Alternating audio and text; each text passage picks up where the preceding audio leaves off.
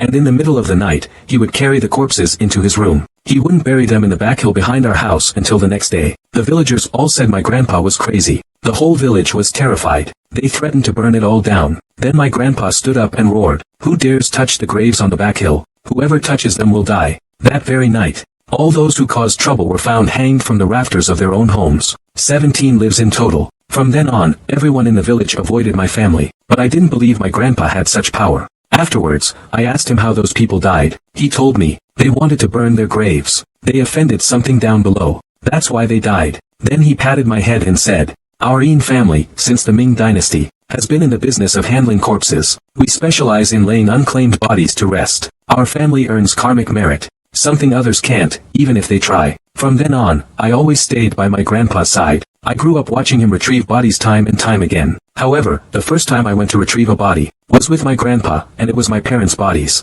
My family lived at a bend in the Yellow River. Outside the village, along the Yellow River, there was a reed bed. Sometimes, unidentified bodies would float in. That day, my parents went down to the river to fish. The salvage ship, I don't know how, just capsized. It didn't even have a chance to surface. My parents were gone and my grandfather asked me what I should do. At that time, I could guess what he was thinking. He wanted me to inherit the Yin family business, and become a true undertaker. There are rules in the undertaking business. Those who aren't designated inheritors can't touch these things. Otherwise, they'll suffer great misfortune. They might even lose their lives because of it. If you're unwilling, I won't force you. I'll take care of your parents' remains. Grandfather's sigh revealed his disappointment in me. He got up, took his tools, and was about to leave. My parents are already gone. I can't let anything happen to Grandpa again. I'll go, I said loudly. Seeing me agree, Grandpa didn't show much joy on his face. Good. Grandpa's reply was also firm and strong. After saying that, he pulled out his precious wooden chest. He took out a switch made of jujube wood struck by lightning. "Take this switch and follow me." I took the switch and followed Grandpa.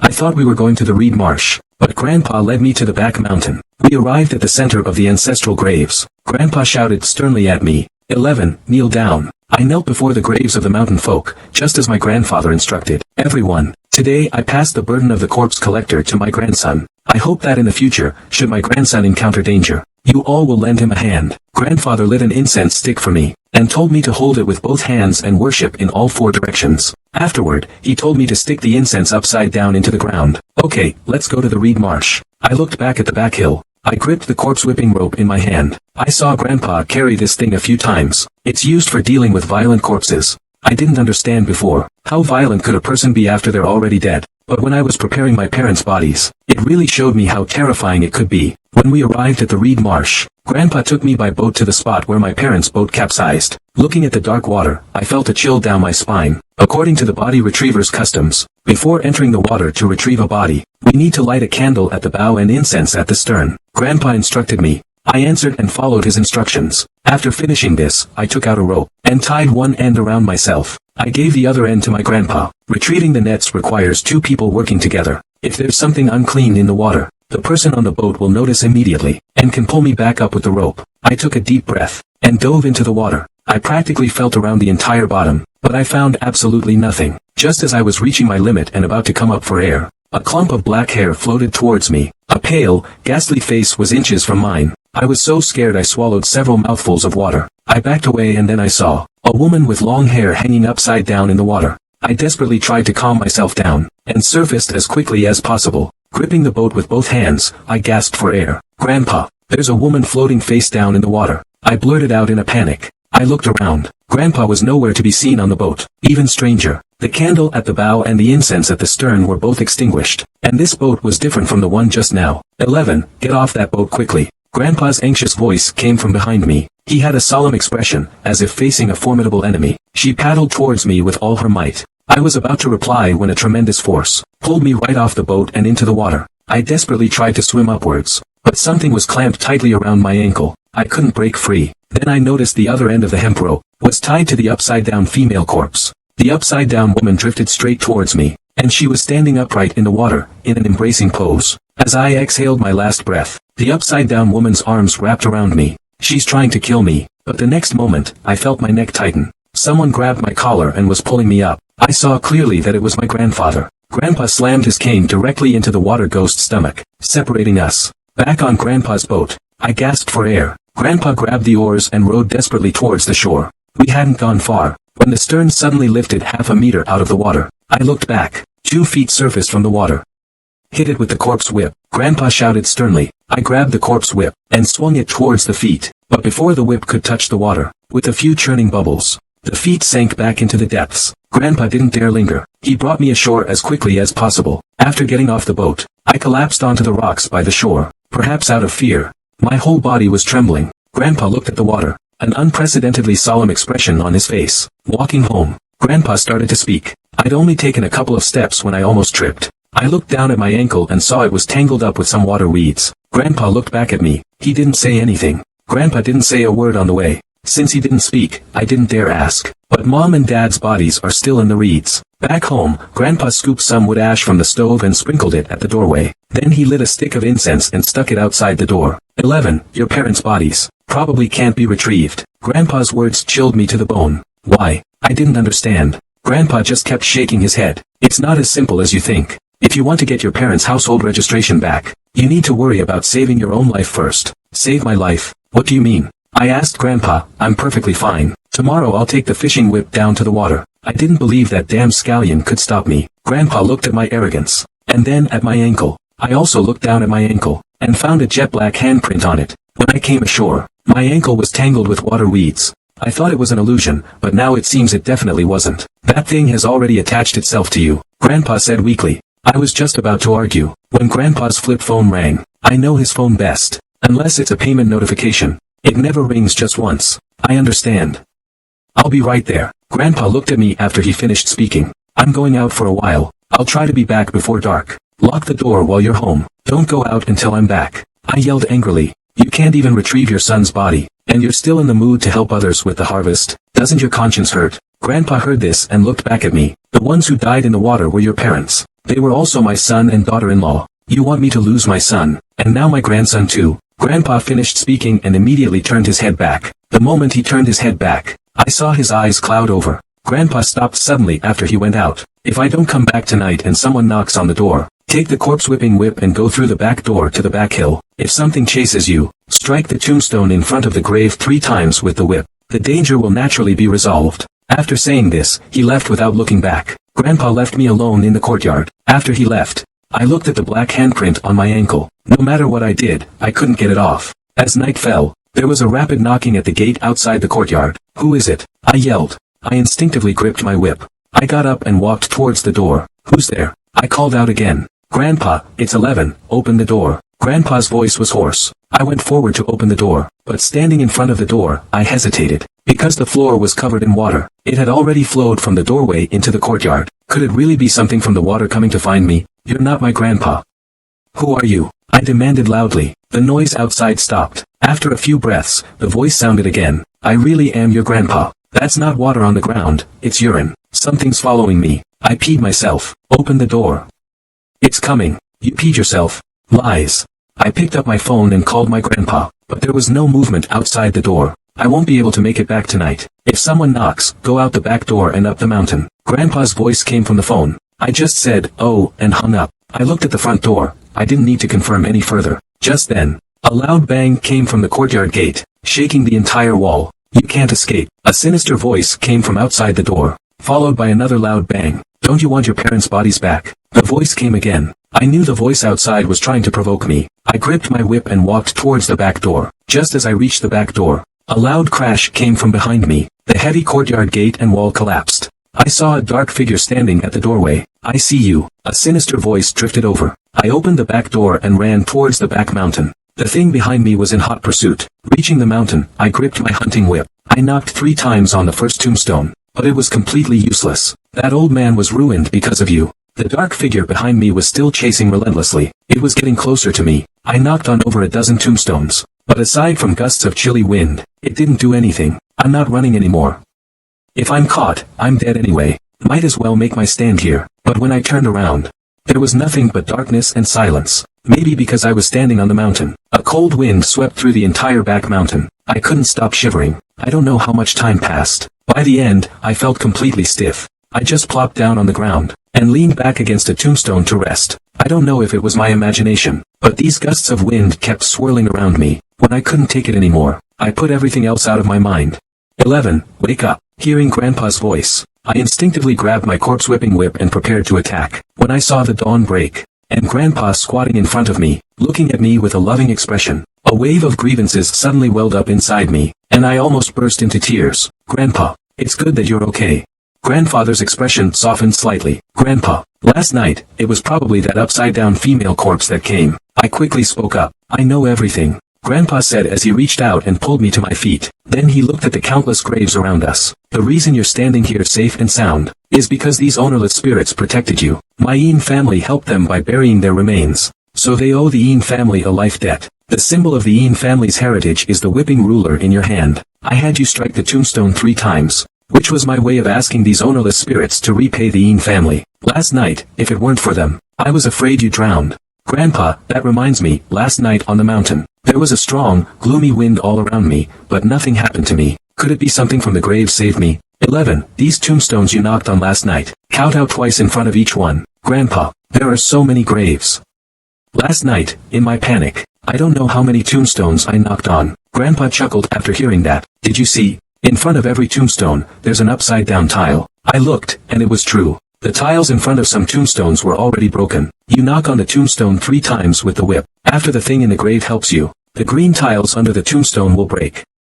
It means the boundary between our family and the other side is completely drawn. Oh, I see. Now that Grandpa explained it, I understand. As long as we find a tombstone with broken tiles underneath, we definitely won't be wrong. Coming down from the back mountain, an old man wearing sunglasses is standing at the door. Grandpa calls him half-blind Chen, a shady old man. So this is your precious grandson. He's got the makings of a good undertaker. Righteous and incorruptible, very good. I didn't call you here for idle chit-chat, Grandpa said unhappily. The other man saw that Grandpa didn't appreciate the jokes. He also restrained himself a bit. Then he looked at my iron gate with a solemn expression. I followed his gaze. The gate was covered in dense, bloody handprints. This thing is not easy to suppress. It could cost someone their life if not handled properly. Too ferocious. Half-blind Chen muttered, spraying spittle. Get out of here, murderer. Don't tell anyone you know me when you're out there working. Grandpa was talking tough. He went inside and came out with some yellow powder. He started rubbing the black handprints on my ankles with the yellow powder. That's not going to work. I lost this eye doing a headstand. Half-blind Chen threw cold water on the situation. Grandpa angrily scattered the yellow powder in his hand. Then what do you say we should do? Are we really going to let the Yin family line die out? How am I supposed to explain this to our ancestors? Those treasures you have on the back mountain. Let your grandson take something powerful down there with him. Maybe if the two sides oppose each other, we might actually be able to exploit a loophole. Grandpa hesitated for a moment. Alright, let's do it. You two go to the back mountain and invite a powerful one. I'll go back and make some preparations. I'll be back before noon. Half-blind Chen finished speaking and left without looking back. Then Grandpa took me to the back mountain again. This time, we went straight to the mountainside. Grandpa, why choose the mountaintop instead of the foot of the mountain? I asked Grandpa. Even the Yin family takes on clients who are filled with resentment and anger. Burying ordinary remains halfway up the mountain is enough. Fierce corpses should be buried halfway up. What about those graves on the mountaintop? I asked Grandpa. Grandpa shook his head after hearing this. Those graves up there, I don't know their origins either.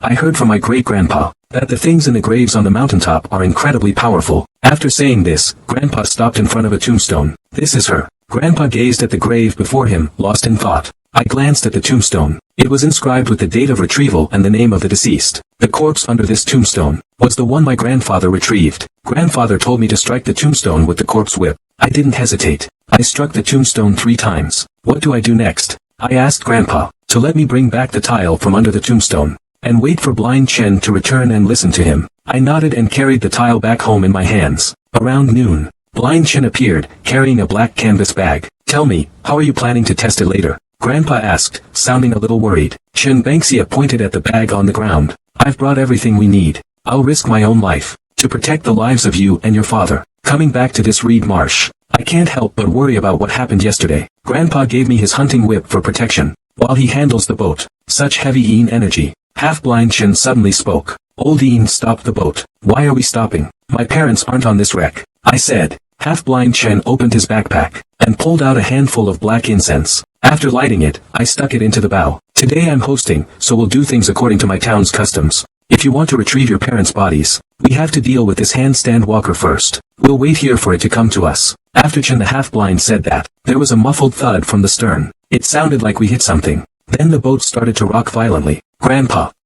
Feet. I saw a pair of feet right next to the boat, and knew they belonged to that upside-down woman. Chen Bangxiazi quickly pulled out a jet-black butcher knife from his bag and gripped it. Oldine too, don't say I'm not righteous. I'll pull out this scallion for you now. After Chen Bangxia finished speaking, the female corpse had already sunk into the water. With a splash, Chen Bangxia also jumped into the water. Grandpa, can Chen Bangxia really deal with this thing? I asked Grandpa. I don't know. If even he can't handle this punk, I'm afraid no one within 100 miles can. My grandpa and I stopped talking, just quietly staring at the water's surface. 2 minutes later, with the sound of splashing water, Chen Bangxiazi's face didn't look good. 11. Lend me the guy you brought. I didn't hesitate at all, and gave the Qinghua tile to half-blind Chen. Half-blind Chen, holding the Qinghua tile, dived back into the water. The next moment, black water surged up continuously, carrying a stench of corpses. I was about to ask my grandpa. The water splashed. A dark object was thrown onto the boat. I focused my eyes and looked. My soul practically left my body. Oldine, row to shore quickly. I shouted. Chen Banxian poked his head out of the water and yelled nervously. Grandpa didn't dare to take any chances. He gripped the oars and rowed with all his might. Blind Chen sprang onto the stern of the boat. His right hand gripped his butcher knife tightly, while his left hand pulled hard on a few coils of rope. The other end seemed to be tied to something heavy, extending into the water. As the boat moved faster and faster, the other end of the rope surfaced completely. It was a corpse. The thing had no head. Could that head on the boat belong to this body? The next moment, the water started bubbling. Right behind our small boat, pairs of feet began to surface one after another. All of them were upside down. This scene made my scalp tingle. Oldine, row faster, or we're all done for today. Half-blind Chen yelled. 11 tugged on the rope. Don't let go. I nodded. My hands gripped the rope tightly. Half-blind Chen unbuttoned his pants, pissing in the water. Let you things taste my pee. Watching half-blind Chen relieve himself, the movement at the stern did slow down a bit. But after a while, those diving creatures continued to chase them. You won't take a toast, you'll take a beating. Half-blind Chen cursed. I took the butcher knife and slashed my palm. Blood dripped into the water. Those hanging upside down touched the bloody water, and sank to the bottom one after another. I grabbed the head from the boat and yelled, if you don't want to lose your heads, keep coming. I'll die with you. My roar.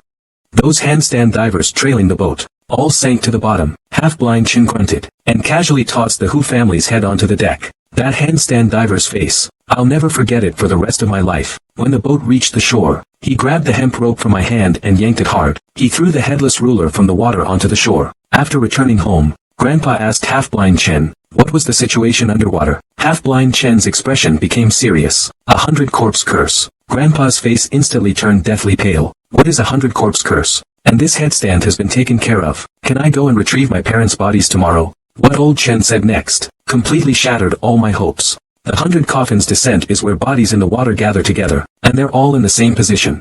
You saw those things back then. They were all headstands in the water. This time, thanks to the guy you invited from the back mountain, I was able to take care of this fool. But at the same time, I've offended the Baiqijiang in the water. Chen Bangxiazi said regretfully. Your parents' bodies are in this Baiqijiang. Retrieving their corpses will be harder than climbing to heaven. There must be another way, right? I asked Chen Bangxiazi. Blind Chen kept shaking his head. It's no use. I was about to press him further, but Grandpa stopped me. Don't give Blind Chen a hard time. You haven't experienced the terror of the Baiqijiang. Pack your things and go to the city with Blind Chen. Grandpa turned and left after saying that. Why did you make me leave with half-blind Chen? I didn't understand and wanted to ask Grandpa, but half-blind Chen hit me with his bamboo pole and pointed at the female corpse on the ground. Now we've offended those Baihu Jiang. If we get close to that reed marsh, those things will definitely try every way to drag us into the water and drown us. You haven't forgotten what happened last night, have you? You can stay if you're not afraid to die. Half-blind Chen makes it sound so easy, but I can't help but worry about Grandpa.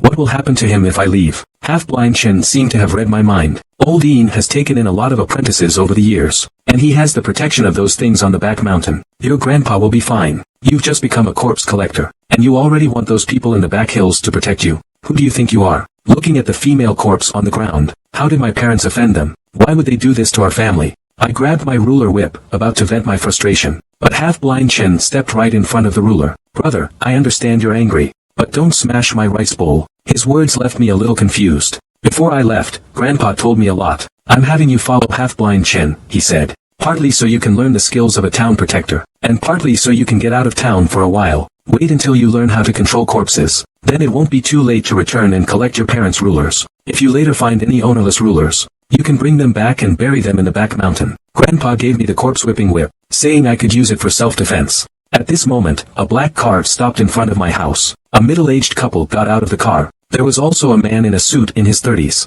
The middle-aged couple, upon seeing the female corpse, began to wail loudly. As for the man in the suit, he felt nothing but surprise and disgust. Mr. Chen, you have to give me an explanation for this. The man in the suit pointed at the corpse on the ground and questioned Chen Bengxiazi. Chen Bengxiazi's face remained calm. It's already pretty good that Hu Tainan fished you out. If I hadn't chopped her head off in the water, she would have killed me. Facing half-blind Chen, this man in a suit really had no choice. Get the body in the car. I'll help you perform the calming ritual back home. The middle-aged father saw the female corpse being put into a body bag, and stopped crying loudly, but talked with blind Chen about something. A few minutes later, I was in the car, watching Grandpa's figure getting smaller and smaller. My heart was filled with mixed emotions. Mr. Chen, what's wrong with my daughter's body? Didn't we agree on a full recovery? This middle-aged woman is complaining about old Chen. He cut off that woman's head. I told you guys before, if something really went wrong in the water, I couldn't guarantee everyone's safety. Old Chen doesn't care about other people's feelings. He promised 500,000 for retrieving the body. Now I have to add another 50,000. Consider it compensation for my emotional distress. In this short time,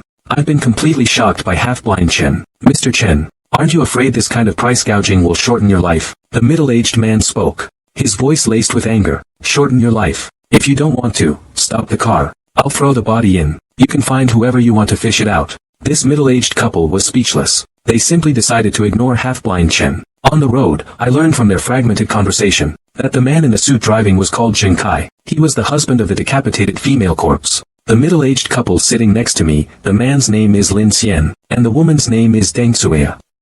They are the parents of the deceased woman, Lin Yuan. The Lin family owns a factory in the city. Zheng Kai is their live-in son-in-law. The two of them had an argument over a small matter, and she ended up being slapped twice by Zheng Kai. Lin Yuan, in a moment of despair, threatened suicide. To make Zheng Kai kneel down and apologize. Before Zheng Kai could kneel down, he slipped and fell into the river. It was like he brought about his own demise. Later, the Lin family approached Chen Bengxiazi, and offered him a huge sum of 500,000. Chen Bengxiazi found one of Lin Yuan's clothes, at the bend of the Yellow River. After the Lin family confirmed it, Chen Bengxiazi started searching for Lin Yuan's body. Rewind to yesterday afternoon. My grandpa received a phone call and went out. Actually, the call was from Chen Bengxiazi. To be on the safe side, he wanted my grandpa to ask the thing in the back mountain to help him. My parents' bodies couldn't be retrieved from the water, and Chen Bengxiazi is a local, so grandpa saw this as a mutually beneficial transaction. I'm just curious, why Lin Yuan would also become a victim of the 100 households descent. Here we are. Hearing Chen Bengxiazi's call, I got off the car and retrieved my luggage. In the courtyard of the villa, a funeral hall had already been set up. Come in with me. Half-blind Chen called for me. I followed him closely into an empty room. Besides me and half-blind Chen, there was only Lin Yuan lying on the floor. As a soul collector, Yurine family's soul-merging techniques are unparalleled. I mainly focus on suppressing corpses, so this little girl's head is yours to stitch up. Chen Bengxiazi ordered me. Right now, I don't have the right to refuse. I got my bag, and found the things I'll need. While I'm stitching her up, make sure no one comes in and disturbs me. I spoke to half-blind Chen. After agreeing, half-blind Chen left the room. I prepared the needle and thread. I took out the incense burner and placed it on the east side. After lighting a stick of incense, I began to thread the needle. Kneeling beside the corpse, I looked at the deceased female factory worker. To say I wasn't afraid would be a lie. At this point, fear was no longer the issue, and what I was thinking was to make sure Lin Yuan's head was perfectly reattached, and that her whole being would be restored. Seeing the incense stick about to burn out,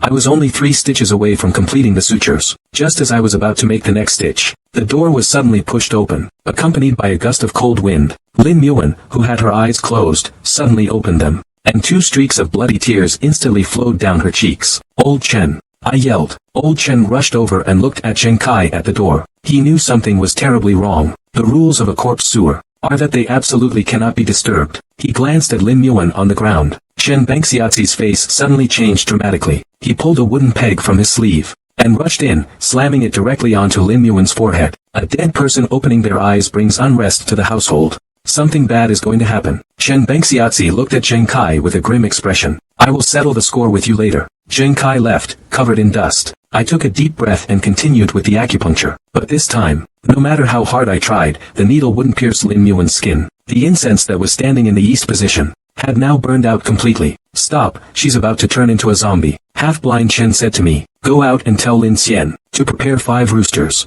I nodded and got up, preparing to go find Lin Xian. Just as I stood up, Lin Yuan, who had been lying on the ground, sat bolt upright. Chen Bengxiazi didn't dare to be careless. I reached out and took 3 7-inch peachwood nails, and drove them into the back of Lin Yuan's head, her spine, and her tailbone. Lin Yuan lay back down, but her eyes were wide open. Her whole body looked eerie and strange. Don't just stand there. Do as I say, and have them prepare a coffin. The body must be in the coffin tonight. Otherwise, it will change again. Judging by Chen Banxian's expression, apparently, a headless corpse can also become a juncture. I left the villa, and went straight to Lin Xian. Chen Banxian asked me to tell you, to prepare a coffin and 5 old roosters. Then Lin Xian asked me about my daughter's body. He asked me, no comment. I said, then entered the villa. Back in my room, I looked at Lin Yuan lying on the floor. Her eyes were closed now, but the bloody tears at the corners of her eyes showed. This female corpse, she's restless. Chen Bengxiazi ignored me, and took a copper coin from his pocket, and put it in Lin Yuan's mouth. You clean her body. I'll go get the shroud. Chen Bengxiazi said this and left the room. Only Lin Yuan and I remained in the room. I got a towel and basin from the bathroom. I started helping to clean the filth off her. But while I was wiping Lin Yuan's belly, I felt that her belly was larger than other parts of her body. I'm not proficient in gynecology, but I can still tell if someone is pregnant. And just then, half-blind Chen came in. He saw my hand wandering over her belly, and immediately flicked me on the head. What are you doing? I recoiled my hand in pain. This woman's belly was even more swollen than other parts of her body. I was checking if she was pregnant. Chen Bengxia's face darkened. He squatted down and placed his hand on Lin Yuan's abdomen. This is a double homicide. Half-blind Chen's face was filled with shock. Half-blind Chen kicked the door open and walked out. When he came back in, he was dragging Zheng Kai by the arm. Zheng Kai stumbled and fell face first on the ground. Half-blind Chen, what do you mean by this? What have I done to offend you? Your wife is 1 foot 2 lives, do you know? Half-blind Chen spoke. Impossible. Zheng Kai immediately retorted. We always use protection. It's impossible for her to have a child. The commotion in the room also attracted Lin Xian's attention. At this moment, Zheng Kai stood up. Chen Xiazi said Wan'er is pregnant. What? Pregnant? Lin Xian looked at Chen Bengxiazi with a shocked expression. Impossible, absolutely impossible. Lin Xian said firmly. The proof is right here. Your daughter still has another one in her belly. According to my corpse controlling rules, I can't control a mother and child corpse, unless the thing in her belly is born. If I control these 2 lives, I will be punished by heaven. Half-blind Chen almost jumped up to hit someone. Everyone, say less. I interrupted their argument. Getting a medical examiner will give us the answer. Okay, I'll go find one now. Lin Xian said angrily. I followed Chen Bengxiazi out of the villa. I had a feeling something was off about Zheng Kai. I broke the silence and said to Chen Bengxiazi, what's wrong? Blind Chen asked me. I thought for a moment and shook my head. I couldn't put my finger on what was wrong. The 2 of them weren't reacting like normal people. About 20 minutes later, a car stopped in front of the villa. A man in his 30s got out.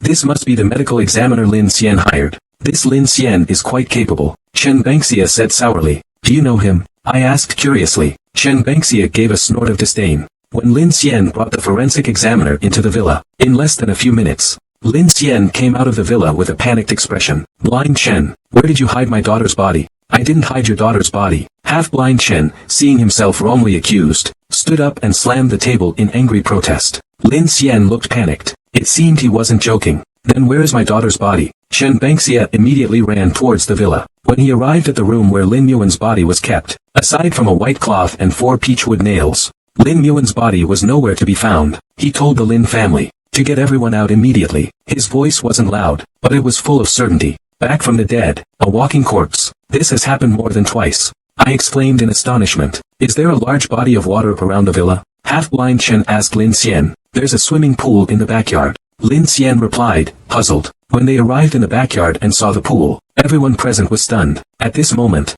Lin Yuan's body was upside down in the pool, her feet sticking out of the water, looking incredibly eerie. In addition to this, Lin Yuan had started to grow hair. How could this be? Lin Xian was startled. Chen Bengxia looked at the water. After the ritual, the corpse wasn't secured. The body returning to the water is like it's become a submerged headstand again. Chen Bengxia sighed. He glanced at Lin Yuan in the pool. First, have everyone else leave. After everyone left, I stood by the pool, staring at the surface. The water in the pool is going down. I said casually, what did you say? Half-blind Chen half yelled. Then he came up to me. Oh no, the waterlogged corpse is about to stiffen. Half-blind Chen said shakily. Chen Bengxiazi first grabbed Lin Xian. If the old man doesn't want to die, he needs to have someone prepare things quickly. Prepare as much cinnabar as you can. And prepare more hemp rope for me. Grind the cinnabar with yellow wine. Then soak the hemp rope in the cinnabar paste. Lin Xian and Zheng Kai hurried to prepare these things. I need to prepare some things myself to be sure. I'll leave the body in the pool to you. Your Yin family's Dehubian whip can counteract all Yin rulers. You can use it to protect yourself. But if you really can't hold on, run as far away as you can.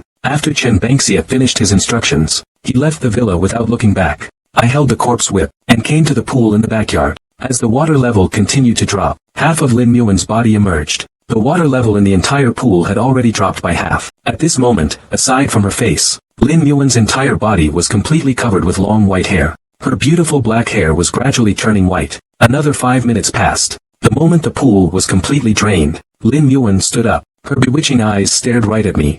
Frozen in place, I was too scared to move. This wasn't a situation where I could just stay still if she did. I was facing a Hu that had already turned into a juncture. Just then, Lin Muan's scarlet lips curled into a grin. A sinister smile directed at me. A cackling sound escaped her mouth. The thing lunged at me. I swung the corpse whipping whip in my hand, bringing it down on Lin Muan once more. As the whip made contact with her body, there was a sizzling sound, like a red-hot iron rod against human skin. Lin Muan was completely enraged. With her furious roar, the villa's windows shattered. Chen Bengxiazi told me to run if I couldn't handle it. I didn't dare risk my life against this Lin Muan. Just as I was about to run, Chen Bengxiazi came back carrying a large bag. He pulled a blade from his bag, and swung it at Lin Muan. Clang! The sound of metal clashing rang out. It struck Lin Muan, but besides cutting a few hairs, it didn't cause her any real harm. 11. Go get the cinnabar rope. Old Chen shouted at me. I didn't dare hesitate. I went to the backyard, got the cinnabar rope, and gave it to Old Chen. The cinnabar rope in Old Chen's hands seemed to come alive. He bound Lin Muan's body with it. Then, Old Chen threw one end of the rope to me. The host's body is temporarily under control. 11. Keep the juncture occupied for me. After Chen Bengxia finished speaking, he wrapped all the rope in his hand around Lin Muan. Then he went to rummage through the things he brought back. Restrained by only a single cinnabar rope, Lin Muan lunged at me again. I swung the host beating whip in my hand. Lin Muan can't do anything to me right now, but just because she can't do anything to me now, doesn't mean she'll never be able to. The red string on Lin Muan's body has been burned black in many places. If she struggles a few more times, she'll definitely break free. At this moment, half-blind Chen stood up, holding a few 9-inch coffin nails in his hand. I lunged and slammed my palm down on Lin Muan's crown. With a roar, Lin Muan clutched her head and went berserk. Strike while the iron is hot. Half-blind Chen seized the opportunity, and with the remaining coffin nails in his hand, he hammered them into the back of Lin Muan's head and her spine. The rampaging juncture. At this moment, she lay on the ground, struggling. The strange thing happened again. The white hair on Lin Muan's body began to recede. Her belly was also slowly shrinking. Half-blind Chen walked forward. He reached out and pressed on Lin Muan's belly twice. Then he looked up at me and shook his head slightly. Could it be that the fetus in her belly is gone? I also stepped forward, and pressed on Lin Muan's belly a few times. Then I looked at Chen Bengxiazi with a puzzled expression. It might be a ghost fetus. Chen Bengxiazi said slowly. A ghost fetus? What the hell is that? Although a ghost fetus is troublesome, but it's not a bad thing. The main and attached households are separated. I can suppress Lin Muan's household spirit without any hesitation. As for that ghost fetus, it's different from a juncture mother. It's a ghost in the truest sense. Chen Bengxia finished speaking and turned to look at Lin Xian. Prepare the coffin. Soon a coffin was carried into the courtyard. Then, I placed Lin Muan's body into the coffin. Next, I used peachwood nails to seal all the joints in her body. The entire process was brutal, but it was necessary to prevent her from turning again. In addition to this, Chen Bengxia used cinnabar to cover Lin Muan's stomach with all sorts of strange runes. Only after the coffin was completely nailed shut did half-blind Chen finally breathe a sigh of relief. Mr. Chen, will this corpse continue to feign death? Lin Xian ran over to ask half-blind Chen. Like this, it can still feign death. Then I shouldn't be a corpse controller anymore. Half-blind Chen's face was full of confidence. It's over. Now, pay up. 600,000. Lin Xian's expression immediately changed. You raised the price again. I accepted the 50,000 increase while we were in the car. Now another 50,000. Didn't you see I used my stuff? If I hadn't risked my life suppressing the corpse, your daughter will strangle you first. If you don't, I'll open the coffin right now. You should find someone else. This is clearly just blatant roguery. After Lin Xian reluctantly paid 600,000, half-blind Chen was about to leave. On the way, half-blind Chen asked for my bank account number, and transferred 50,000 yuan to me. Is that Yin fetus you mentioned really a ghost? I asked curiously. What do you think? The night Lin Yuan was haunting you. She chased you all the way to the back mountain, but you escaped unharmed. Do you think it was just a gust of wind? His words left me speechless. Thinking about it now sends chills down my spine. You're an undertaker, I'm a corpse controller. Let's just say we both deal with the dead. Whether or not these things are real, we must have respect. Arriving at Chen Bengxiaozi's place, the whole house was a mess. It could only be described as a pigsty. 11. You take the west bedroom. Old Chen led me to the place. The moment I opened the door, I felt terrible. Besides a hard plank bed, the floor was covered with bottles and jars. Is this place even habitable? I don't know if it's because I'm not used to the environment, but I feel uncomfortable all over. Half-blind Chen looked at me. What's wrong with you? Did a rat run over you? Pretty much. I feel uncomfortable all over. It feels like rats are crawling on me. Half-blind Chen took the grave-robbing whip out of my suitcase. Then, Chen Bengxiaozi threw the grave-robbing whip to me. I reached out and grabbed it. Does it still hurt? That's strange. It doesn't hurt anymore. The pain from earlier completely disappeared. Chen Bengxiaozi looked at me with a solemn expression. Give me the corpse whip. The moment the corpse whip left my hand, that uncomfortable feeling came back again. It was like a pair of invisible hands were squeezing my neck. It's starting again, I said, my face flushed. Half-blind Chen handed the corpse whip back to me, and the uncomfortable feeling disappeared. What's happening to me? I asked old Chen, the half-blind man. Go get a bowl of rice. Hide a piece of raw meat in the rice. Stick 2 chopsticks in the rice. Then find a nearby intersection. Put the rice at the intersection and come back. Remember, no matter who calls you on the road, don't stop or look back. Chen Bengxia's voice was firm. It made me realize this isn't simple. Thinking back on the past few days' encounters, Lin Yuan had already been placed in the coffin, but the ghost fetus in her belly was gone. Perhaps. I didn't dare hesitate. Holding the corpse-whipping whip as instructed, I placed the rice at the crossroads. Then, without looking back, I turned and left. But the way back wasn't peaceful. There wasn't a single person on the road, yet I heard footsteps following behind me. I also heard the sounds of children playing. 11.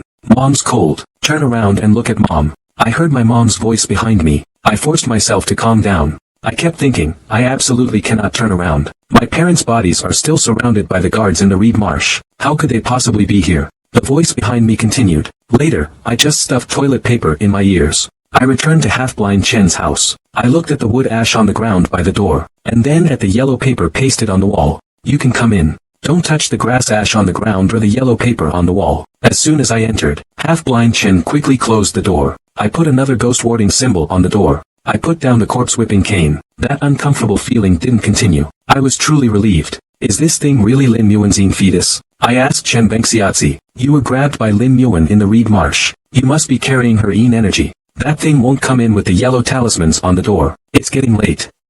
Go to sleep. Half-blind Chen finished speaking and returned to his room. Just in case. I slept holding my ruler whip. 11. Get up. Bang, bang, bang. Half-blind Chen knocked urgently on my door. Loud knocking woke me up. I looked at the time. It was only a little after 5 a.m. What happened? I was still drowsy with sleep. Get dressed quickly. We have to go to the Lin family's place. Lin Xian is dead. I was instantly wide awake. Lin Xian is dead. He was fine yesterday and now he's dead. We left the house. And Zheng Kai's car was already waiting. I saw Zheng Kai trembling, his face pale.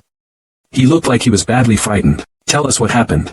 Chen Bengxiaozi asked Zheng Kai. After Chen Bengxiaozi and I left last night, Lin Xian thought his daughter's fate was too tragic. So he took it upon himself to open the coffin, and placed some of Lin Yuan's belongings inside. As a result, this caused a disaster. Lin Xian was immediately torn apart by Lin Yuan and his blood splattered everywhere. Zheng Kai was right there at the time, and was completely terrified by the scene. Lin Yuan originally wanted to kill Zheng Kai as well, but somehow, Lin Yuan didn't go through with it. Instead, she lay down in the coffin herself. Zheng Kai, seeing that things were going badly, called Chen Bengxiaozi. After listening to Zheng Kai's description, Chen Bengxiaozi just sighed. You reap what you sow. If they hadn't touched the coffin, everything would have been fine. Now that the coffin's been disturbed, I'm afraid a human life won't be enough to settle this. Returning to the Lin family home, the house was filled with the sound of wailing. They must be mourning Lin Xian. Lin Yuan's coffin was placed in the courtyard, the lid sealed tightly shut. Half-blind Chen walked up to the coffin, and reached out to touch the bottom. The corpse has been resurrected.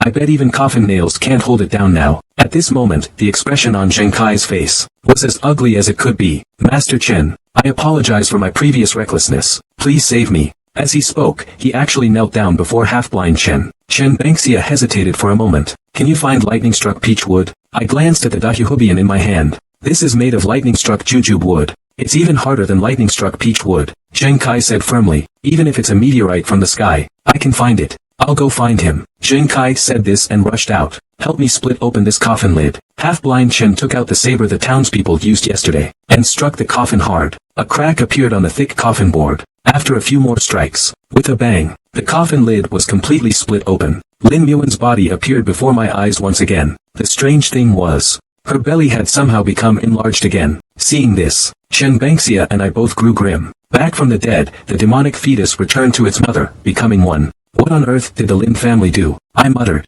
Chen Bangxia looked at Lin Muan's belly. Last night, when I sealed the coffin, there was a talisman on her belly. It was to prevent the ghost fetus from returning. But now the talisman on Lin Muan's belly has been wiped off. Chen Bangxia, who had been serious, he suddenly chuckled. Help me put on an act on the 11th night. Maybe while suppressing Lin Muan, we can also get rid of that ghost fetus. How do you want me to help you? Half-blind Chen whispered a few words in my ear. You want me to pretend to be possessed? I looked at half-blind Chen strangely. What else? You want me to pretend? Blind Chen looked at me speechlessly. As dusk approached, Zheng Kai returned, carrying a piece of wood with blackened roots. Mr. Chen, I found the lightning-struck wood you wanted. Blind Chen had Zheng Kai put down the lightning-struck wood, split it into thumb-thick pieces and sharpened them into nails. Half an hour later, Zheng Kai brought the lightning-struck wood nails. As soon as Blind Chen took them, there was a noise from inside the coffin. Then Lin Muan sat straight up. What do we do now? I asked Blind Chen. Blind Chen held a lightning-struck wood nail in his hand. He walked toward Lin Muan. Then, with lightning speed, he stabbed the lightning-struck wood into Lin Muan's belly. Instantly, her belly deflated like a popped balloon, shrinking at a visible rate. The universe has its essence. All around reveals its strength. Down you go. Chen Banxian stuck a yellow talisman onto Lin Muan's body. Then Lin Muan's corpse fell into the coffin. 11. Go check Lin Muan's body. Chen Banxian winked at me. I said, oh, and approached the coffin, looking at Lin Muan's corpse. My hand went numb and my whip fell to the ground. Then I felt a sudden dizziness. I felt like I was floating, as if someone was carrying me. I wanted to move, but I found myself completely powerless, and I had no control over my body. Half-blind Chen looked at me strangely. He said, you said you couldn't act. Isn't this pretty convincing? Zheng Kai, come out. Half-blind Chen yelled. Zheng Kai opened the door a crack. He poked his head out. Mr. Chen's body taken care of. Don't worry, when I handle things, I don't fail. Chen Bangxia said confidently. Just then, a sinister voice came from my mouth. Zheng Kai, give me back my life. I wanted to say that wasn't me, but I couldn't make a sound. Right now, aside from some awareness, I can't control my body at all. Half-blind Chen looked at me, hand behind his back, secretly giving me a thumbs up. Then he pretended to be terrified and shouted, possessed. Zheng Kai, what's going on? Tell me clearly. Half-blind Chen grabbed Zheng Kai and demanded an explanation. I don't know, but I really didn't kill Lin Muan. It was Lin Xian. It must have been Lin Xian. Lin Muan wasn't his biological daughter, and the baby Lin Muan is carrying isn't mine. Zheng Kai said angrily. You will all be buried with me. The sinister voice came out of my mouth again. Seeing this, Chen Bangxiazi had a grave expression on his face. Chen Bangxiazi called my name. I really wanted to answer him, but some things are beyond my control. Half-blind Chen also realized something was wrong. He looked at Lin Muan in the coffin. Leave my nephew's body at once, or I will destroy you. Half-blind Chen threatened. A creepy, cackling laughter echoed. They invited you here to destroy me. Then everyone will die. Half-blind Chen picked up the soul-snatching whip from the ground. He lashed it at me mercilessly, but I didn't feel any pain.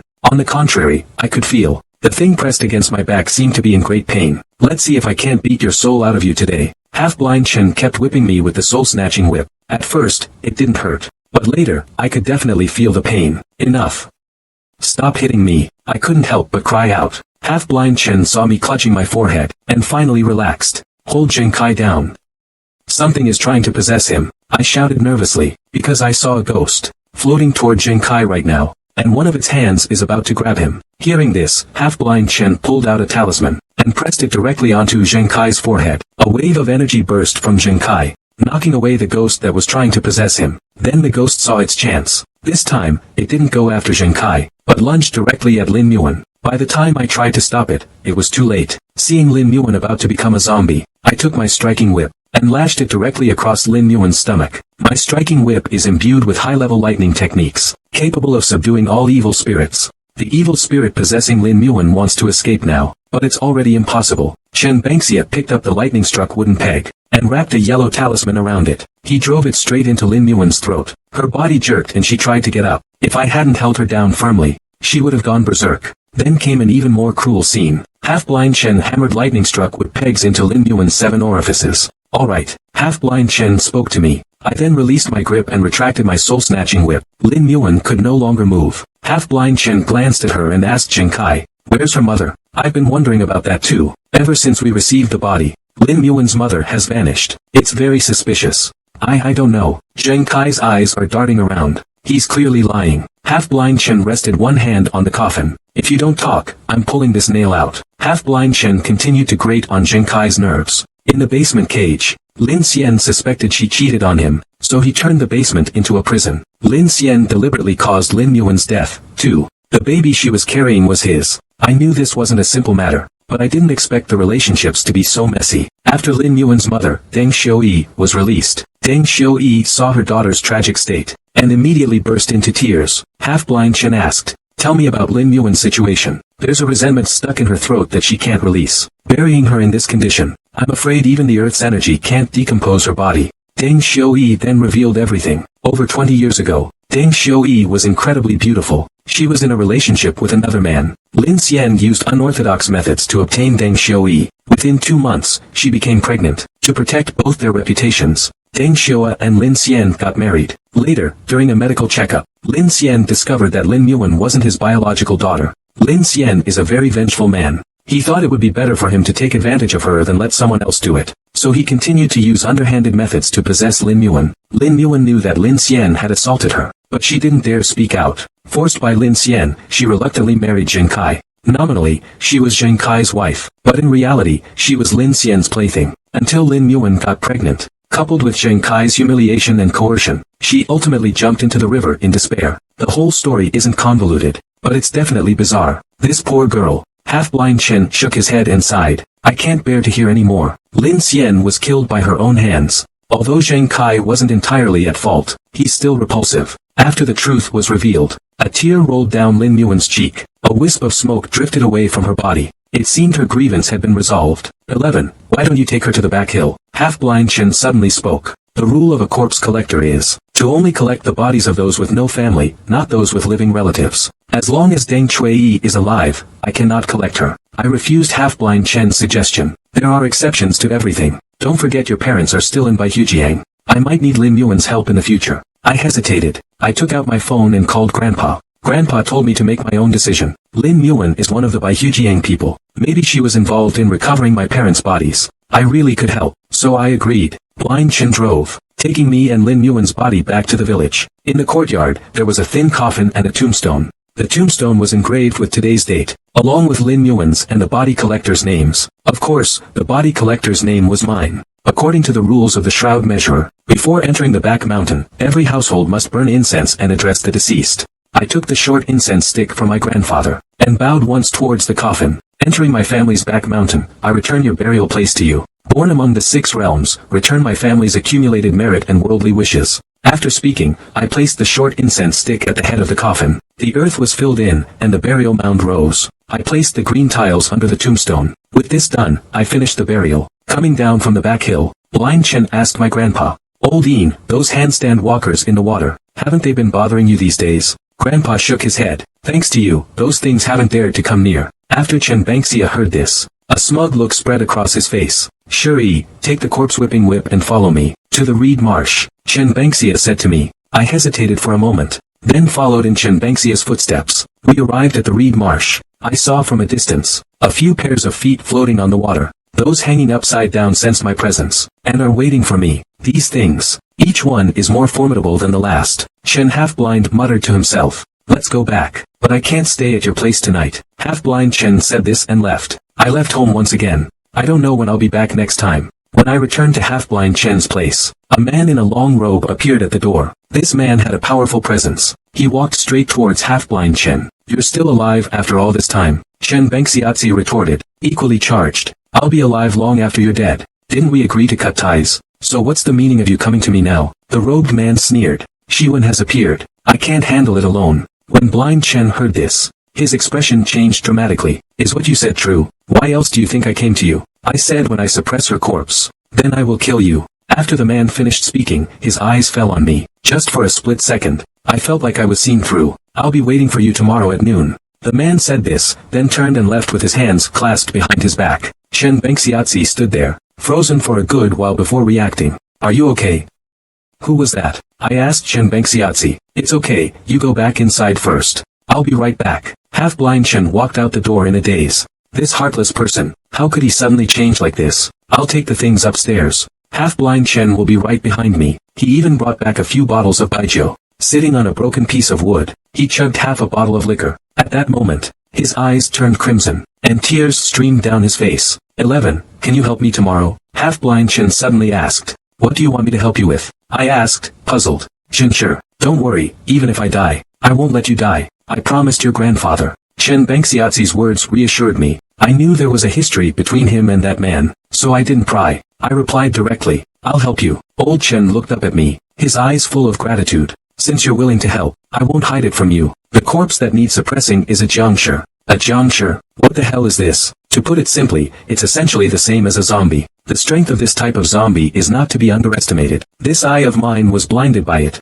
I was a little confused. Wasn't your eye blinded when you fell face first? That was just me making an excuse. That's why I said it like that. After Old Chen finished speaking, he went back to his room and brought me a photo. In the photo, including Old Chen, there were 3 people, 2 men and 1 woman. I hadn't seen the woman before, but one of the men was that robed man. The other man in the photo was originally the Longhushan celestial master, Chisongzi. He was expelled from Longhu Mountain for breaking the precept of chastity. And this woman? I asked. Her name is Lu Chani. She was a direct disciple of the Ma sect leader, and also the Ma saintess. So how did your relationship end up like this? Could it be because of a love triangle? Chen Bengxia gave a wry smile. If that's truly the case, I wouldn't mind backing out. My arrogance got Chani killed. The juncture you mentioned, isn't it Lu Chani? You've heard of Fengmen village, right? A Hukue appeared in Fengmen village. The 3 of us went there to deal with it. Chisongzi went after him first. Who knew it was a diversionary tactic? Chikue came back and targeted Chani and me. I was young and impetuous back then, so I thought I could handle it alone. But Chikue, unable to defeat me, ran away, and feigned injury to lure me away. When I realized something was wrong, it was already late when I returned. The Shirkue was after Chani. It had already bitten her. Master Chen didn't say anything else after that, but I could already guess. Lu Chani turned into a jiangshi. Chi Songzi and Master Chen fell out, leading to what we have today. His beloved turned into a jiangshi. This pain, no one else can understand. The next day at noon, a black car stopped at the intersection. Akamatsu was driving. Blind Chen naturally didn't hold back. He pulled me into the car. Do you want to lose another one? Akamatsu spoke bluntly. None of your business. Chen Bengxia didn't give him a warm welcome either. Chisongzi didn't reply but started the car. Chen Bengxia asked on the road. Where is it this time? Fengmen village. Chisongzi replied. Chen Bengxia's expression told me. This was an answer he hadn't anticipated. Blind Chen told me that the real Fengmen village is many times more terrifying than what's described online. By the time the car stopped, it was already dark outside. Arriving at the entrance of Fengmen village,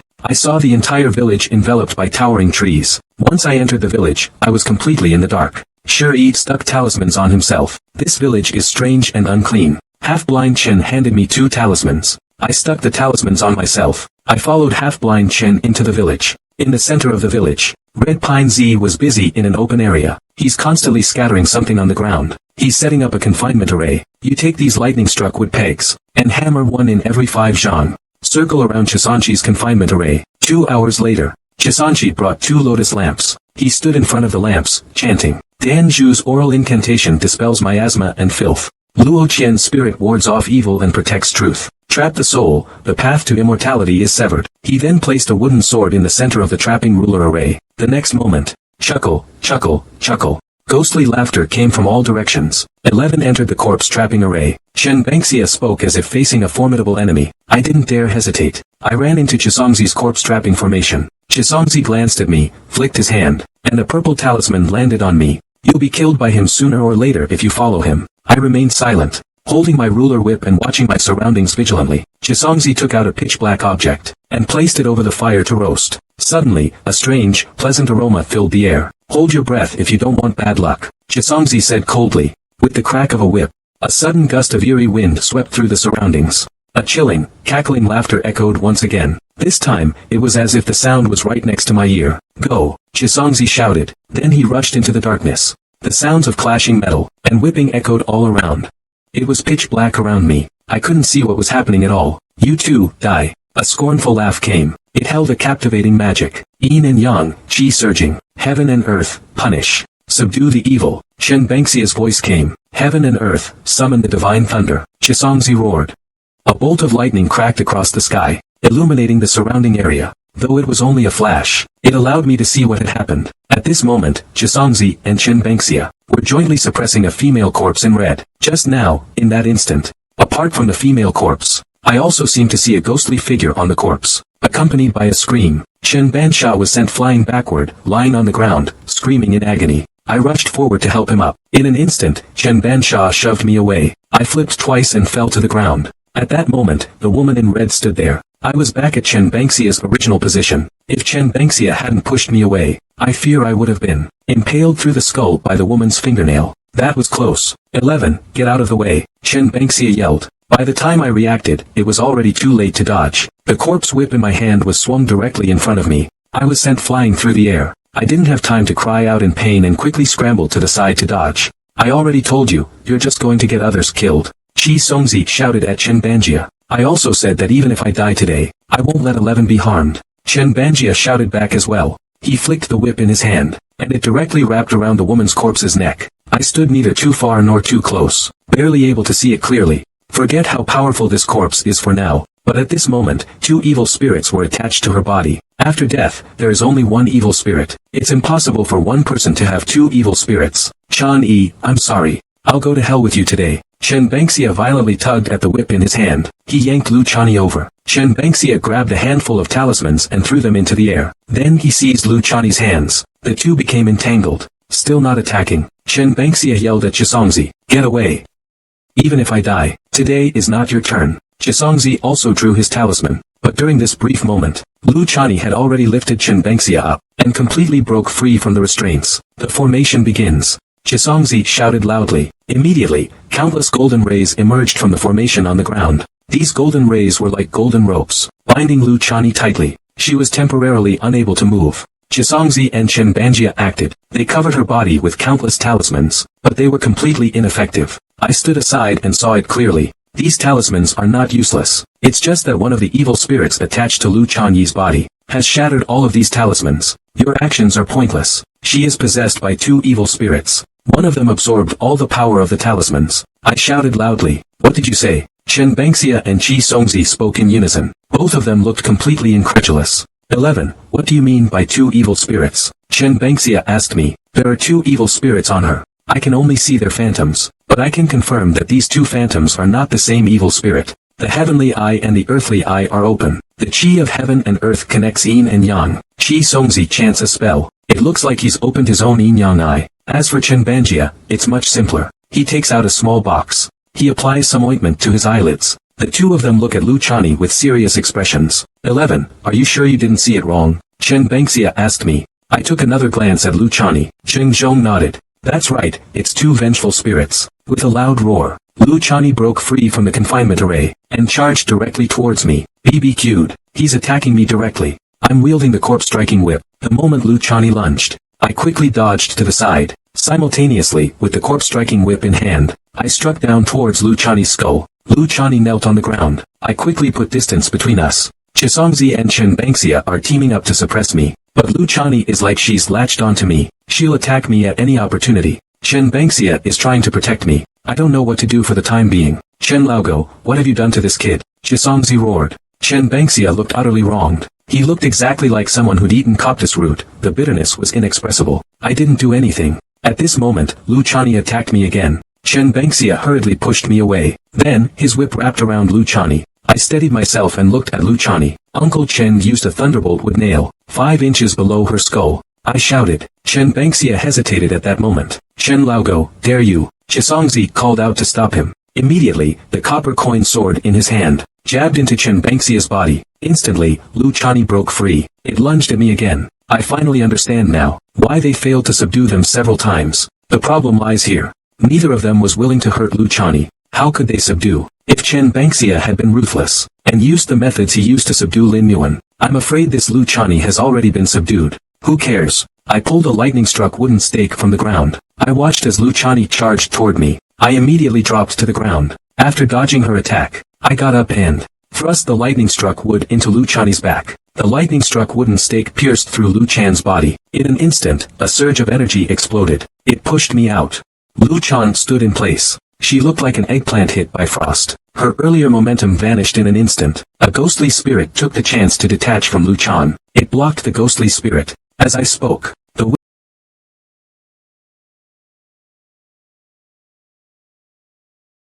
in my hand was also swung out. As it struck the ghostly figure, the whip seemed to hit a wall. Then it was bounced off and fell to the ground. Shi Songzi and Chen Bansha were both shocked. The two of them looked at me in disbelief. Clearly, their expressions told me they didn't see the ghost just now. At this moment, Lu Chani lay on the ground, unable to move. Chisongzi and Chen Bangxia slowly approached. You two have made me suffer so much. A light, ethereal voice came. The two men's expressions could no longer remain controlled. Chani, it is I who have wronged you. Chen Bangxia knelt directly before Lu Chani. Brother Chen, little sister never blamed you. If anyone is to blame, it's you for not subduing me sooner, letting me suffer for several years. Lu Chani weakly spoke. Now I understand somewhat. Lu Chani's own vengeful spirit. I've been suppressing another possessed soul. Two souls inhabiting one body. Lu Chani is the suppressed one. If it weren't for my using the thunderstruck wood just now, to break the soul's barrier, I'm afraid I wouldn't be able to suppress her now. Song Gu. Lu Chani reached out. Chishangzi also half knelt on the ground. All these years, you haven't been willing to make a move against me. Both of you have resentment and grievances in your hearts. Today, can you give me release? One of you was expelled from Longhu Mountain because of me. The other abandoned Mao Shan because of me. Was it worth it? At this moment, Chen Bangxia and Chishangzi, both of them were deeply self-reproaching. This kid is pretty good. Which of you took him as your disciple? Chen Bangxia glanced at me. Count it as mine. Lu Chani also looked at me. Very good. Someone will inherit the mantle of Mao Shan. The mantle of Mao Shan. Chen Benshazi is the headmaster of Mao Shan. It's simply unbelievable. What's his name? Lu Chani suddenly turned her focus on me. The grandson of the mortician Yin family. Yin Shi. Can I talk to him alone? The two of them looked completely confused, but facing Lu Chani's request, they didn't want to refuse. I knelt down in front of Lu Chani, holding the whip tightly. She sat cross-legged on the ground. Chen Banshao and Chisongzi wisely walked to the side. We don't know each other. I'm not Chen Bangxia's disciple either. What do you want to say to me? I asked her cautiously. Now I may seem normal, but after my soul and consciousness dissipate, I will completely become a true walking corpse. No one will be able to control me then. Now I want you to kill me. After hearing this, I was somewhat at a loss. Because Chen Bangxia and Chi Songzi couldn't bring themselves to do it. I also understand why Lu Chani came to me. It won't be too difficult for you. This thunderstrike wooden nail only needs to be driven into my crown. Then it will completely suppress me. I looked at the thunderstrike wooden nail in my hand. I hesitated to act. My inner thoughts became more complicated. Go ahead. Lu Chani spoke. Just as I was about to make a move, Lu Chani's expression suddenly changed. She grabbed my hand, which was tightly holding the thunderstrike needle. Her other hand formed a sword-like gesture. It pointed directly at my forehead. I let out a startled cry. Chen Bangxi and Chi Songzi heard the noise. They both rushed over. Don't move. Lu Chani shouted. Chen Bangxi and Chi Songzi stopped in their tracks. Lu Chani looked at me, his face full of resolve. The process might be a bit painful, but you'd better stick with it. As soon as I finished speaking, a sharp pain started in my head. It felt like my brain was being flooded with water. It felt like it could explode at any moment. Countless things that didn't belong to me surged into my mind. The intense pain made it hard to tell what they were. The whole process lasted about 2 minutes. Lu Chani gave a faint smile. She grabbed my hand that was holding the thunderstrike nail, and drove it straight into her own forehead. My mind went completely blank. Then I passed out. I have no idea what happened during that time. I only remember when I woke up. It was in Chen Bangxia's house. I rubbed my dazed head. Countless things that didn't belong to me were now surfacing in my mind. Part of the memories in your head were passed on to you by Chani. Along with them came Om's purple robe spring and autumn. Chen Bangxia's voice came. I reached out to turn on the light. I found him sitting at the edge of the bed. His eyes were bloodshot, staring at me. The corpse collector from the Yin family. It relies on the burial rites of your family's back mountain. The accumulated virtue of the offerings solves the problem. Very few heirs enter the path. Chani passed on the purple robes of spring and autumn to you. Whether it's a blessing or a curse is yet to be known. I don't know if the household can enter the Tao. My parents' household is still in the reed marshes. If I don't have the means to control the household, it's impossible to deal with the 100 households' descent. I want to enter the Tao. I told Chen Banshao with certainty. Chen Banshao nodded. Familiarize yourself with what's in your mind. Amaze purple robe, spring and autumn Taoism, is unique. Originally, men were not supposed to practice this Taoism. Your constitution is unique, and you're also bound by the 100-foot decree. So, it's possible to pass the teachings to you, and you can still cultivate it. However, when Chen Banshao said this, his tone became hesitant. But what? I curiously asked him. It's fine. Once your parents' bodies are recovered, I'll disperse all of your purple-clad spring and autumn. Can't I practice this technique? I asked Chen the half-blind man. Because of the 100-foot descent, your constitution is somewhat lean, so you can practice it. But if we solve the 100-foot descent problem, your constitution will return to normal. Men naturally have a young constitution, coupled with the purple spring and autumn's empowerment. At best, the two opposing forces will neutralize each other, resulting in no cultivation progress. At worst, yang energy will overwhelm yin energy, leading to a demonic possession. The vital essence will flow backward, resulting in death by bleeding from the 7 orifices. After Chen Bangxia explained it like this, I understood everything clearly. I took a deep breath, and followed the method of the purple robe spring and autumn. 3 breaths followed by a short exhale, 1 long exhale in a continuous cycle. After feeling the flow of energy around me, I began to guide the energy to circle around my body. Half an hour later, as I let out a long, slow breath, Chen Bangxia stared at me. His eyes revealed disbelief. How about it? Am I using the right method? I asked Chen Bangxia. The method is correct. But do you know the methods of cultivation? I shook my head in response to Chen Bangxia's question. The method of cultivation lies in preserving the vital energy. Take your grandfather, for example. Although he himself didn't achieve enlightenment through years of collecting corpses, the things he buried on the back mountain would leave a malevolent aura on him. And this aura is also a kind of evil. As more of this aura gathers on him, this forms the momentum. And this momentum is rootless. All laws return to the root, energy returns to the root. This is the way. You must transform the energy entering your body into something rootless. It exists within your physical body. In simpler terms, it's like using the purple clothes spring and autumn to unblock your body's meridians and channels. Store the fierce root within your extraordinary meridians. Only when you achieve this can you be considered truly initiated. I understand the general meaning. But what exactly does it feel like? I'll need to experience that slowly in the future. Chen Bangxia stood up. Let's take a short rest. Come out with me when it gets dark. Is it to suppress the corpse? I quickly asked. It's something like that. Chen Bangxia responded. In the evening, Chen Bangxia took me to the outskirts. Yesterday, a professor from the archaeological team contacted me, saying they unearthed a copper-cornered golden coffin. He said the ground is frosted over. I reckon it's about to change. As soon as he finished speaking, the phone rang the next second. Old Chen, have you arrived? The things in the coffin are probably coming to life. A panicked voice came through. Chen, the half-blind man, shouted into the phone. The 5 grains I asked you to prepare can now be scattered on the sealed soil. Remember, don't let anyone get too close. Otherwise, they might inhale the fumes. I'll be there in 10 minutes. Chen Bangxia stepped on the gas pedal all the way to the floor. He arrived at a place surrounded by iron sheets. Chen Bangxia drove straight into the gate. Old Chen, you finally made it. The coffin is about to pop out. Chen, the half-blind man, calls him Old Su. They arrive at the excavation site. The copper-colored coffin has already exposed a corner, and it's moving occasionally. Each time, it shifts up by an inch. This thing is alive. I was stunned. What is alive? This thing might turn into a zombie. Chen Banshao cursed. He took out a talisman and stuck it on the bronze coffin. Instantly, the coffin quieted down. It stopped pushing outward. Old Su told someone to quickly bring the peachwood firewood. By the way, catch a few roosters and bring them over. No. This is a tomb of the Liao dynasty. Burning it would be destroying cultural relics. As soon as we heard that, Chen Bangxia and I were speechless. Forget it. Let's go. 11. Seeing that Chen Bangxia was about to leave, Mr. Su quickly stopped Chen Bangxia. Old Chen, if you leave, we won't cooperate anymore. I'll also spread the word around town, saying that you're greedy and robbed your clients. Alright, you dare to threaten me. I dare to expose your dirty deeds as well. Let's see who'll be responsible for the consequences. I saw them at a standstill, neither willing to give an inch. I offered a solution. Whether we can control whatever's in the coffin. We have to open it to decide. If it's a ferocious corpse, we definitely can't keep it. If we can guarantee its safe exhibition after subduing it with then keeping it wouldn't hurt. But before opening the coffin, we need to prepare peach wood. If it's a needs context for accurate translation, assuming it's a cursed/evil measuring tool, we must burn it immediately.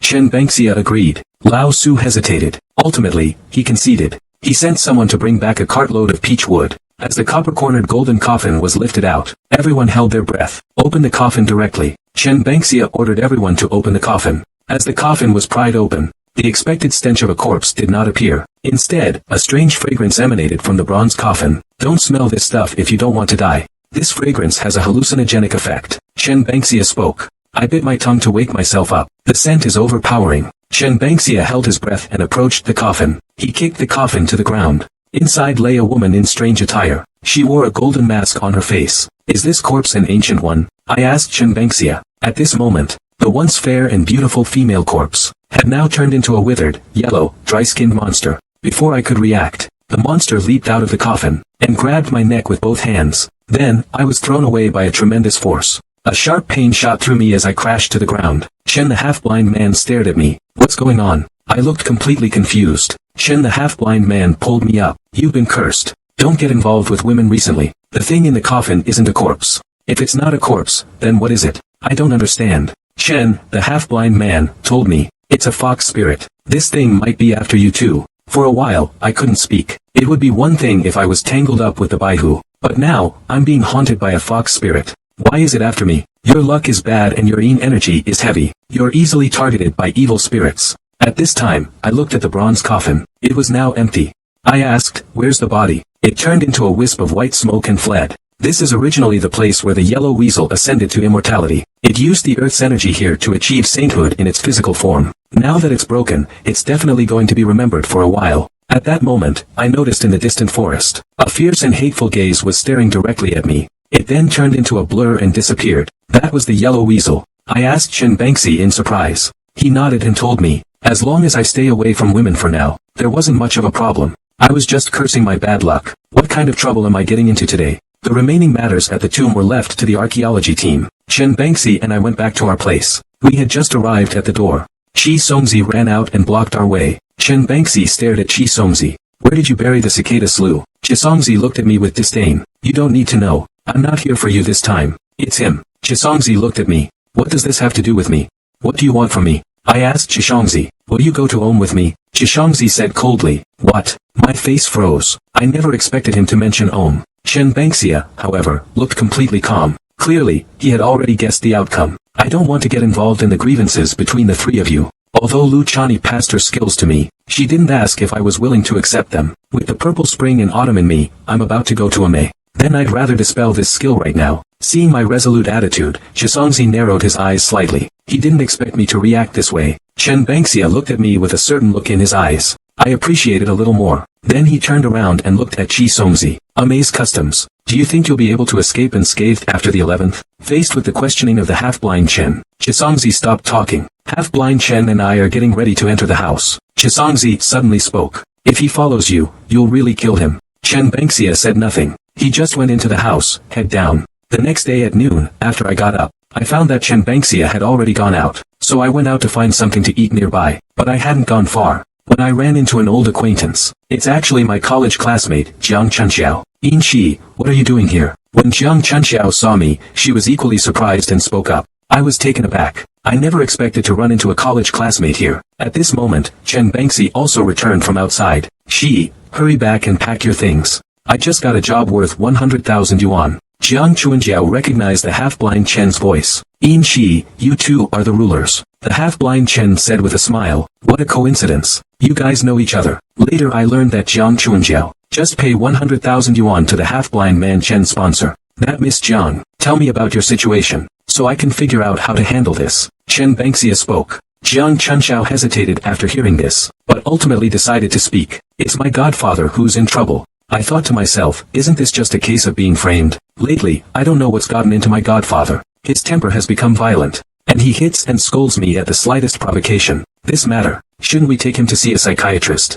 Why are you thinking of finding a corpse keeper? I asked, confused. Jiang Chunxiao looked troubled. I suspect he's not right in the head. Recently, my godfather moved into the basement. He only comes out at night. Every time I come into contact with him, I can smell the stench on him. It smells like a dead rat decaying. Last night, I told him to take a shower, but he just wouldn't. In the struggle, I grabbed him suddenly. As a result, I tore a piece of flesh from his arm. He beat me up and then returned to the basement. I spent the whole night researching. The internet says that in this kind of situation, it's a vengeful corpse. That's why I found you all. Jiang Chunyao finished speaking. His face was filled with unconcealed terror. After Chen Bangxia listened, he said he needed to go to the scene to assess the situation before making a judgment. Jiang Chunxiao responded, and the three of us set off together. The car stopped in front of a villa. Looking at the villa before us, it seemed to be shrouded in something. There was a lingering sense of decay all around. It looks like the problem is serious. I opened the villa door. A gust of cold wind rushed out. It made me shiver several times. I entered the villa's yard. The ground was covered with a thick layer of black mud. Old Blind Chen used his foot to scrape away the black mud. There's a thick layer of lime under the black mud. A corpse-raising sight, Chen Bengxia exclaimed. The lime seals the top, blocking the earth's energy and isolating the yang energy. Then black mud is used to cover the surface, locking in the yin energy and preventing its escape. A classic corpse-raising sight. Entering the living room, Jiang Chunxiao pointed to the corner door. That's the basement door. It's locked from the inside. I can't open it. Chen Bengxia didn't waste words. He took a large bowl from his bag. Then he lit an incense stick. He wedged it into the crack of the door frame. What was strange was the scent of the incense. It sank directly down into the bowl. The fragrance in the bowl immediately seemed to be attracted by something. It quickly slipped through the crack in the door and into the basement. After the fragrance burned out, the bowl shattered on the floor. Chen Bengxia's expression grew serious. What time did your godfather come out at first? He came out when I had just gone to bed last night. It was around 9 o'clock. Jiang Chunjiao replied. I stepped forward to ask. She's even more formidable than Lin Yuan, but she's not as terrifying as a faceplant fall. Although the things inside aren't powerful, they can absorb one's yang energy, especially for men, as long as they dare to approach. Their yang energy will be drained away. Oh my god. That's amazing. I couldn't help but take 2 steps back. Chen the half-blind man looked at me. Why don't we retreat? Hearing this, Jiang Chunjiao refused to back down. She grabbed my arm with both hands and said she wouldn't let me leave. I'll pay you more. Add 200,000, please. Seeing Jiang Chunwan like this, Chen Bansha smiled slyly. I slapped my forehead. Chen Bansha is luring us into a trap. This problem can be solved, but this thing that drains one's vitality, neither 11 nor I can go in. As for whether you can control the other party, that depends on you. Jiang Chunyao looked confused after hearing this. Isn't the purpose of bringing in a corpse controller to control the corpse? Why is the problem being pushed back onto me? Jiang Chunyao asked in fear. What can I do to help? A woman's constitution is inherently yin, and you and your godfather have already done that, so he has no effect on you. I will teach you the method to suppress the household. I will give you the artifact to suppress the household. You just need to drive it into his heart. The corpse suppression will be complete. I asked in confusion. Is it possible for us to break in now, just like they show on TV? Throwing the corpse out into the sun to be scorched. These bodies melt when exposed to the sun. You actually know that's from TV? Chen Bengxia mocked me. Jiang Chunjiao nervously asked. What should I do then? And when should we act? I need to hide a magic circle in the yard. I'll change the layout of the corpse-rearing ground. We'll start tonight. Chen Bengxia unloaded a lot of things from the car. Red ropes, 5 colored flags, and copper coins. In addition, there were 2 bagua mirrors. 11 red ropes were buried under the black mud. Chen Bengxia shouted at me. After saying that, he took the peachwood nails and went to the yard. After calculating the direction, he began to drive the peachwood nails into the ground. I could tell from his movements that there was a method to it. Reversing the yin and yang, leaking yin and gathering yang. Old Chen, the half-blind man, nodded in approval. What I need to do is lure the corpse out. I'll use some yang energy to trap the body so it can't escape. If that little girl messes up tonight, during the process of securing the house up close, I wouldn't be drained of my yang energy. Jiang Chuanjiao wasn't idle either. She helped me lay ropes and set up flags on the ground. Chen Banshao hung a large net from the eaves of the house. One of the 2 bagua mirrors was hung on the net, while the other was buried underground. It was 10 p.m. The candlelight in the courtyard instantly turned a ghostly green. It flickered in the chilling wind. At that moment, Jiang Chunxiao was sitting in the living room. Her eyes were fixed on the basement door. The next second, the living room lights flickered a few times and went out completely. Then came Jiang Chuanxiao's cry of alarm. Visible in the moonlight, a figure pressed Jiang Chunxiao down onto the sofa. Lao Song, be gentle. You're hurting me. Lao Song, I want something exciting. Shall we go to the courtyard? Jiang Chunxiao didn't finish her sentence. With a slap, Jiang Chunxiao received a blow to the face. Chen Bengxia had said that to subdue the entity, we must lure it to the courtyard. It would be difficult to think of a plan once he returns to the basement. Suddenly, a loud scream from Jiang Chuanjiao came from inside the house. Immediately after, Jiang Chuanjiao ran out of the living room. A figure followed closely behind her. Under the moonlight, the person's face was deathly pale, and their eyes were bloodshot. It was likely Jiang Chuanjiao's godfather, Song Yuan. The next moment, Song Yuan looked up. He glanced over at us. Damn it, they've spotted us. Song Yuan opened his mouth toward us. Then I felt a strong pulling force. It was trying to pull me in. Chen Bengxi saw this. He threw the talismans in his hand. With a loud roar, the shadow quickly darted back into the house. The yard fell silent again. Jiang Chunmiao crawled up from the ground in fear. Then she ran towards us. Where's Song Yuan? Chen Banshao asked her. Jiang Chunmiao's face was filled with terror. She pointed towards the basement door. It ran inside. Then it's over. That thing's scared stiff. Unless it successfully becomes a corpse, it won't come out. Chen Bangxia spoke. Then let's wait until it successfully becomes a corpse and comes out. Can't we suppress it then? Hearing this, Chen Bangxia almost jumped up. Once the corpse is successfully raised, it becomes a zombie. Ordinary zombies have no brains, but this one has a brain. When it kills people, it's like it's cheating. Jiang Chuanjiao is almost crying. 11. Please help me. What should I do now? This is really difficult for me too. I can still feel that sucking force from just now. I can still remember what it felt like. Just opening their mouth was that powerful. If they really fought me, I definitely wouldn't stand a chance. Chen Bangxia sighed. It's not impossible to completely subdue them. We can only rely on a heaven's thunder attracts earth's fire method to burn out the corpses underground, but I don't know that spell. If you really want to help, you can go ask Chisongzi. The upper clear thunder mantra from the Dragon Tiger mystical heaven technique is perfect for summoning the earth fire. How do we do that? Last night, I embarrassed Chisongzi. Now I have to go ask him. Let's go back first. Think about whether there's another way. Chen Bangxia put his bag on his back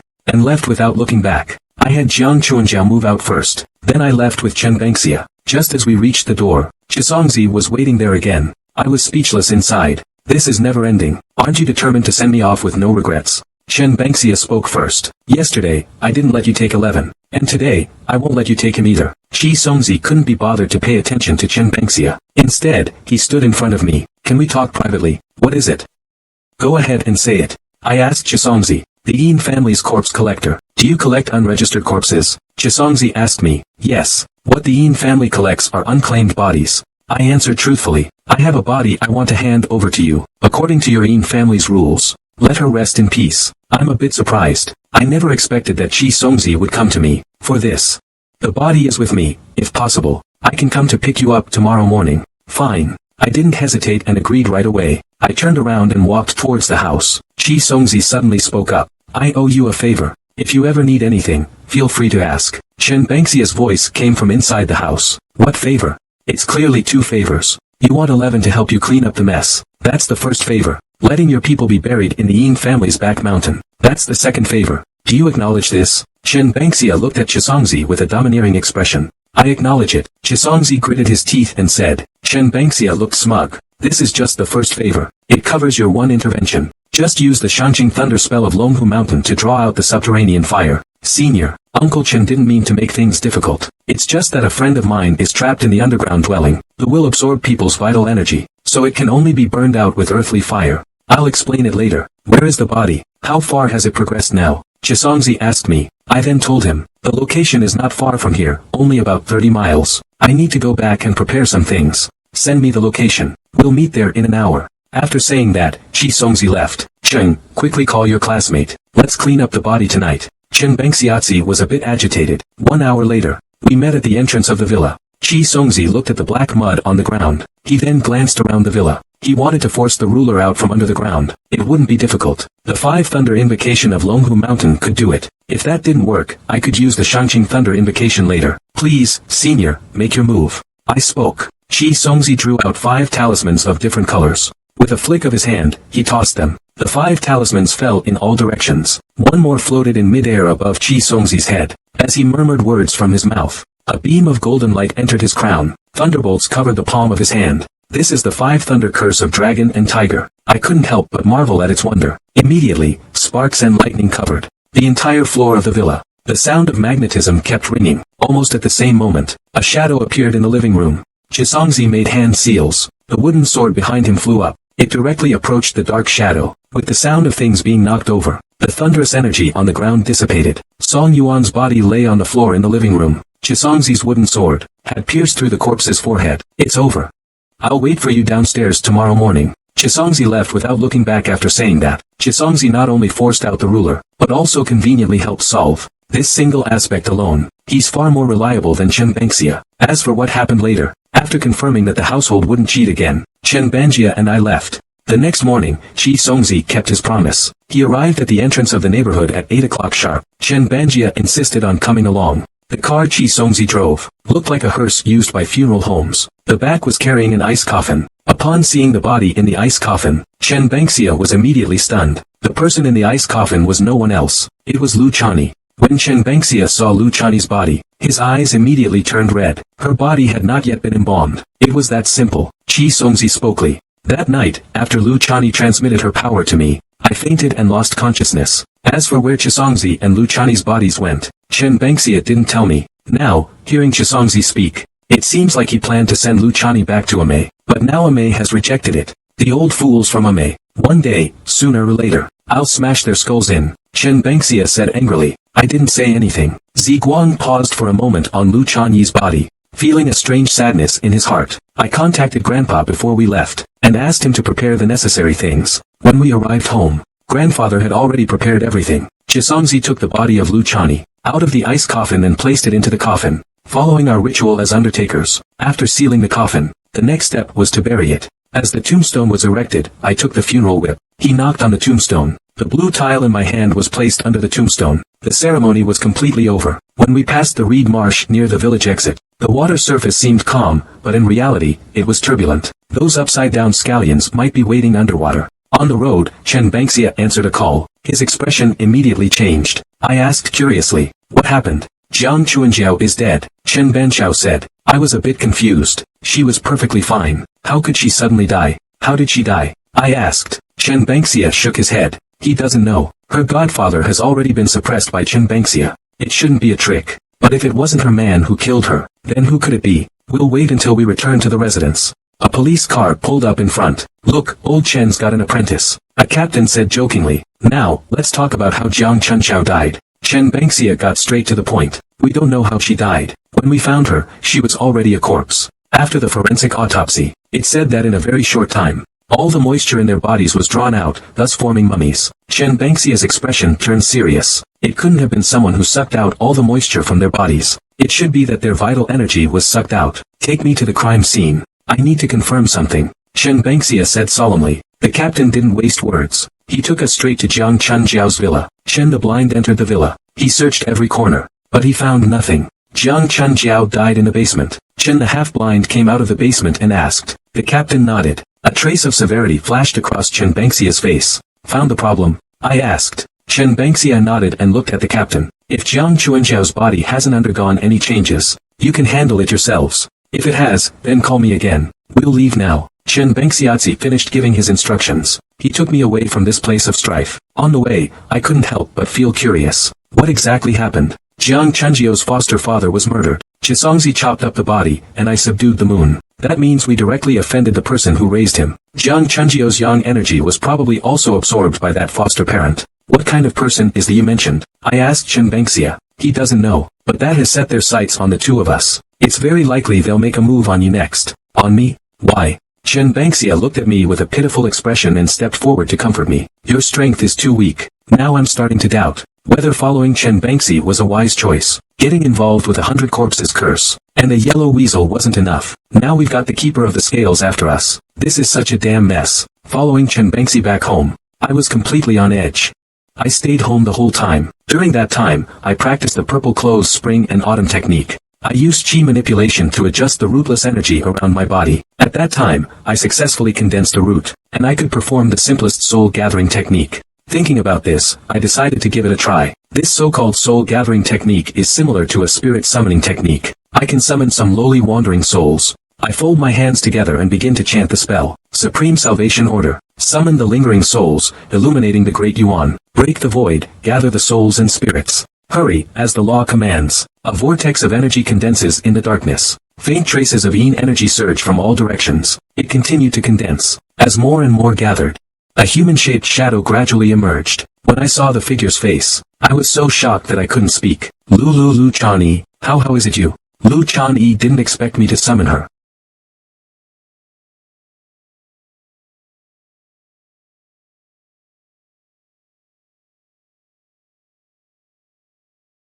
Your soul will dissipate after the transfer of energy. Now, your soul is being reassembled. I'll call him over now. Saying this, I got up to call old Chen. Don't. Lu Chani stopped me. You're a ghost now. He should have a way to stabilize your soul. Why refuse? Lu Chani shook her head. If he knew my soul had been reformed, to protect me, he would have to sacrifice his life. Sacrifice his life? Is it that serious? I don't quite understand. I want to ask you a favor. Lu Chani slowly spoke. You said that as long as I can do it, I should never refuse. Now, I am reuniting my soul and spirit. I could say that with just one spell, I could be struck down, my soul scattered. so I need to borrow your body to nurture my soul. I watched as her spiritual form gradually began to fade and become ethereal. Her time is running out. If I refuse, she'll face another devastating loss of her soul. Okay, I agreed. Seeing my agreement, Lu Chani's soul entered my mind. 11. Thank you. I came out of the bedroom. I hadn't eaten all day, so I went out to find something to eat. I just ordered my food. Then I heard someone call my name from behind. Yin Shishir. Zheng Kai appeared in my line of sight. I ignored him and waited for my food to arrive. Zheng Kai chuckled and sat down opposite me. Why are you showing me such hostility? Last time, you dealt with Lin Yuan. I haven't thanked you for that yet. If there's nothing else, you can go back to your business. If you need to deal with a corpse, just contact Chen Banqiao. Zheng Kai chuckled. You're really full of youthful arrogance. I believe one day you'll come to me for cooperation. Zheng Kai is extremely confident. I was silent. At this moment, the dish I ordered was brought to the table. Handmade noodles should be eaten while hot. After saying that, he waved his hand and got up to leave. I picked up my chopsticks, ready to dig in. I heard Lu Chani's voice in my head. Don't eat it. Why can't I eat it? I spoke. That person added something to it just now. It's corpse water. Hearing this, I quickly stopped. I got up and walked back to my lodgings. I'm a little shocked. I already sensed Zheng Kai wasn't simple at the Lin family. He's very capable. You have to be careful in the future. Feeding a living person corpse water. Using a living person to cultivate a corpse if successful. The Xinghu possessing such wisdom will be even harder to deal with. At this point, I thought of Jiang Chuanxiao's case. It's highly likely she ingested corpse water. Jiang Chuanxiao's death may be related to Zheng Kai. Careful. There's something in the green belt. I've already locked onto you. Lu Chani's voice sounded again. I quickly grabbed the whip from my back. Don't hide. Come out. Then a yellow blur rushed out and lunged at me. I was scratched by it. For bloody scratches on my shoulder started bleeding. I looked at the thing that was attacking me again. Looking closely, it was a yellow weasel. At that moment, the weasel actually spoke. You've ruined my transformation. I want all of you to be buried with me. How did you get involved with this thing? Lu Chani's voice echoed in my mind. It wasn't me who got involved with it. It was Chen the half-blind man who got involved. The yellow weasel was too scared to approach him, so it came after me. I complained. Ask it if it has ever practiced the 6 harmonies. Lu Chani spoke. Though I was puzzled, I didn't dare waste time. I asked the yellow weasel, have you completed your 6 Shen cultivation? The yellow weasel said, extremely displeased. Old immortal, I've already completed 7 Jia. If you hadn't ruined my plans, I would have completed the 8th Jia as well. Before I could speak, Lu Chani spoke first. No wonder. You told it that within 3 years, you would help him overcome the 9 Jia. Then you would personally go to Mount Tai to help him ascend to immortality, establish an immortal residence, and build a temple. I will help you cultivate to the 9 Jia within 3 years. Then I will help you ascend to immortality on Mount Tai, establish an immortal residence, and build a temple. How does that sound? I did as Lu Chani said. The yellow weasel listened to me finish. The look in his eyes revealed disbelief. Is this true? I swear to the heavens, if I break this vow, my heart will waver. I solemnly swear. Alright, I believe you. After the yellow weasel spoke, he reached down, plucked a handful of fur from his rear, and tossed it to me. If you need to find me, you can point to one of my hairs. Once I smell the scent, I'll come find you. The yellow weasel finished speaking and ran off in a flash. I watched the yellow weasel disappear from my sight. I finally let out a sigh of relief. Aunt Lu, in 3 years' time, what can I do to help the yellow weasel become immortal? 3 years is enough time for you to grow. After 3 years, there will indeed be an auspicious day. With the purple robe of spring and autumn, it can be used to seal a mortal into an immortal. Sealing him as an immortal is no big deal. It's just a title, nothing more. It seems like this is the only way now. At least for now, I can keep my life. I still have one question. Was Chen Banxi always this unreliable? I asked Lu Chani. I first met Brother Chen. I met Chisongzi at the Longhu event during the Luoxianda gathering. I just never expected to encounter Hu Kuei in Fengmen village. To save my life, Brother Chen gave up his cultivation and transferred it to me. That's why my soul and Hu Kuei's can suppress each other. Chen Banxia did it for Lu Chani. You actually gave up all your cultivation. So that means Chen Banxia is now just like me, without any cultivation at all. You could say that. If it weren't for me, he should still be the headmaster of Maoshan now. It's a pity that he reversed his cultivation technique back then and ruined his foundation. Now I somewhat understand Chen Banxia, and why he's become so unreliable. He pulled Chi Songzi aside the moment they met. It seems he didn't want Chi Songzi to discover his secret. I called Chen Banxiazi again after I got home. The old geezer said he was playing mahjong with friends. He told me not to go out no matter what. I was so angry I cursed his entire ancestral line again. After I ordered takeout, I sat on the bed and practiced the Zi Chuanxiu. I mobilized my inner energy and began to breathe. Accompanied by the sound of a door opening, I saw Chen Banxiazi returning with grilled skewers. Chen Banxiazi had just entered. when the takeout arrived, but he arrived with a gust of chilling wind. I looked closely, and another figure appeared not far away, close behind the food delivery guy. Chen Bangxia beat me to the door. He obviously sensed the yin energy as well. What did you see? Chen Bangxia asked me. A black ghostly figure following the food delivery guy. I answered truthfully. Take the corpse-striking whip and come down with me, Chen the half-blind man hurriedly said.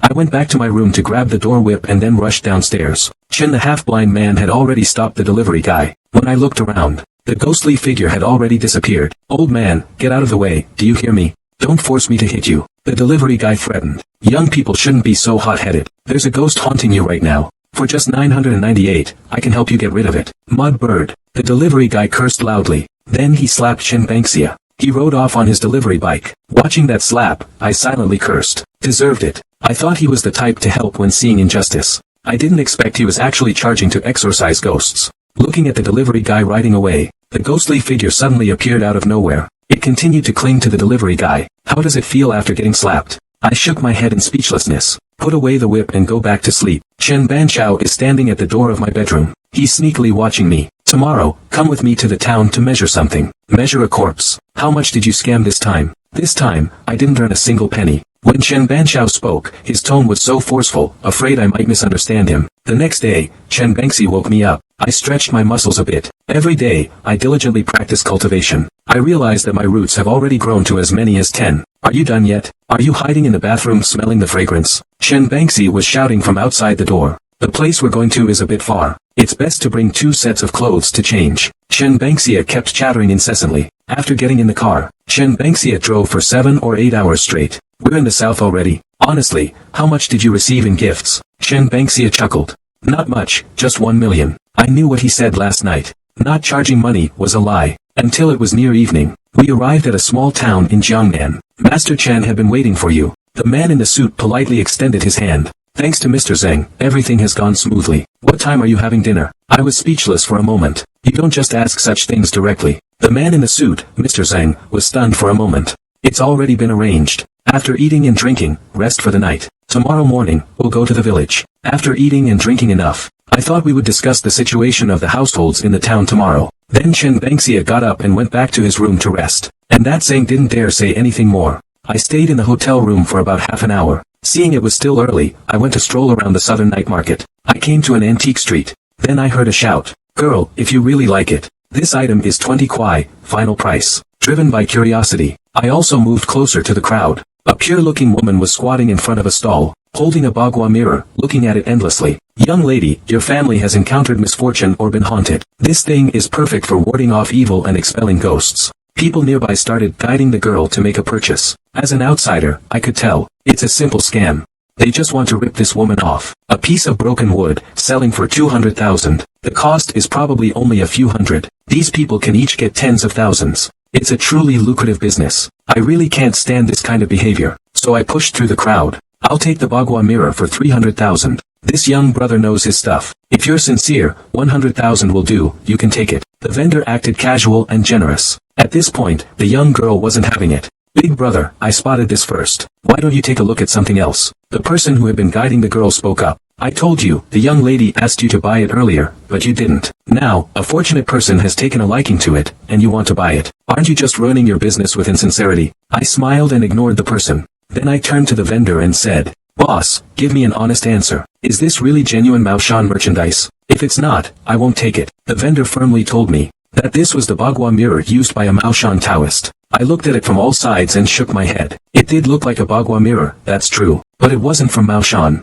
A real Maoshan mirror always has the Maoshan symbols behind it. This one doesn't have any. If it's not authentic, I don't want it. I returned the bagua mirror to the stall owner. By the time they reacted, I had already squeezed out of the crowd. The girl saw this and realized too. She knew she had been tricked. The girl chased after me. Thank you, if it weren't for you, I would have lost my 200,000. The girl looked completely innocent. It's fine.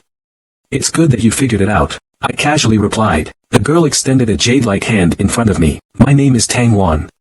What about you? I politely shook her hand. Yin Shuri, you said a lot just now. Do you really know any Taoist priests? I don't. I looked at her innocent face and answered. Then how do you know so much? My grandfather is sick. The fortune teller said he encountered something unclean. We need Taoist tools to deal with it. Since you're so skilled, could you come to my house and check on my grandfather? Tang Wan finished speaking, and I stopped in my tracks. Did you agree? Tang Wan said excitedly. I was left speechless. Sister, don't you watch where you're going? Didn't you see that someone already blocked the way? Tang Wan realized. She looked at the people blocking the path. It was the vendor from earlier and the people who had been making a fuss. You two are ganging up on me. No 100,000 yuan today. Neither of you is leaving. The stall owner glared at Tang Wan and me with a ferocious expression. Seeing this, Tang Wan didn't lose her composure. If you've got the guts, try hitting me. Just you wait till my sister finds out, she'll tear you apart. No matter who you are, don't you dare trifle with me. Hit me.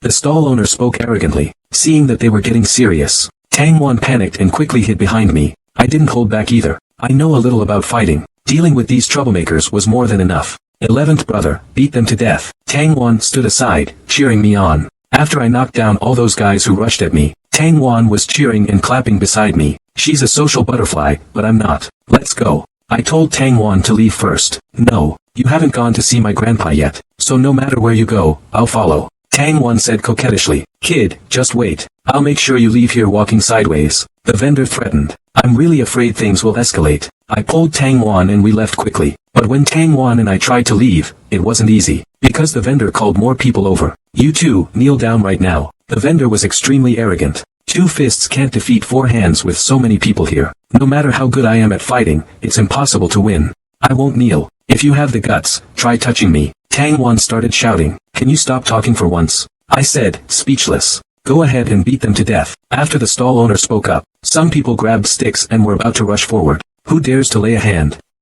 I'll skin them alive today. A woman in a professional outfit and high heels appeared in everyone's line of sight. Tang Wan saw this and rushed over. Elder sister, why did you only come now? These people not only tricked me, but also tried to kill me here. Do they want to die or what? I warned you all not to cause trouble. Now you're not only causing trouble, but also trying to hurt my sister. Want to die, each and every one of you. As the woman spoke, the stall owners around clearly recognized her upon seeing her. They knew the woman before them, and their eyes were full of apprehension. Not a single person dared to make a sound. Seeing this, I prepared to leave. To avoid Tang Wan continuing to pester me. Shi Gij, where are you going? Oh no, I've been discovered. Tang Wan's older sister also looked at me. Her eyes showed a great deal of confusion. Big sister, you can't let Shi Gij leave. He can cure grandpa's illness. Tang Wan yelled, pulling on my arm. Are you a Taoist priest? The woman speaks.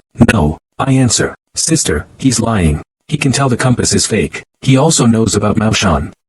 He must be a Taoist priest. Tang Wan won't let go of me. The woman glanced at me after hearing that. Sorry, I'm inexperienced and naive. I apologize for the misunderstanding today. To make up for it, I'll personally take you back. The woman spoke. No need, I'll go back myself. I politely declined. Big sister, you can't let him go. If he leaves, Grandpa really won't make it. Tang Wan started crying right then. Seeing this, I couldn't bear to watch anymore and stopped. That, although I'm not a Taoist, I do know some Xianhuang techniques. I'm not sure if I can help. If possible, I can go take a look. 11th brother, I'll take you there. Tang Wan pulled me and we got in the car. There was a dedicated driver driving. 11th brother, thank you. Saying that, Tang Wan quickly kissed my face. I froze for a moment. My cheeks started to turn red. This gift is too much. 11th brother, if you can save my grandfather, I'll marry you. Don't tell anyone I said that. Even the driver was startled by those unexpected words. Quickly speak up. Second miss, you mustn't. I never said I'd marry you. What are you so excited about? Tang Wan said with a playful tone.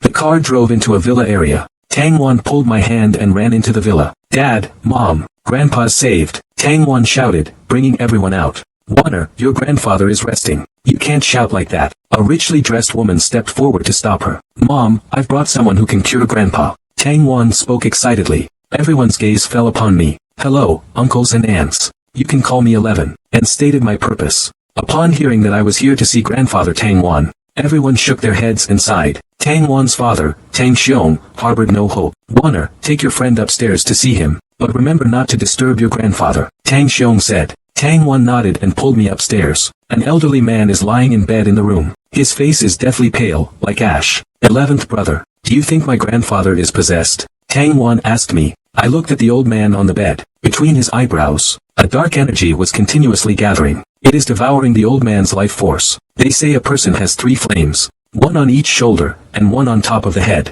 Now, one of the flames on the old man's shoulders has already gone out. The other one is flickering. It could go out at any moment. But if both flames on the shoulders are extinguished, The flame on top of his head won't last much longer either. Seeing that I no longer scrutinized him, Tang Wan stepped forward and asked if I had figured something out. I came before everyone and said, I'm not sure if it's some kind of evil influence, but the old man's forehead is gathering a mass of dark energy that won't dissipate. It is devouring the life force around him. This is the main reason for the old man's coma. Is that true? The first to speak was Tang Wan's father, Tang Xiong. But is there any way? This time, it was Tang Wan's sister, Tang Lan, who spoke. I hesitated for a moment. I've never dealt with exorcism. Chen Bengxia definitely can. But if I let him do it, I'll be embarrassed as well. Brother 11, are you feeling a bit troubled? Tang Wan asked me. I shook my head. I can give it a try.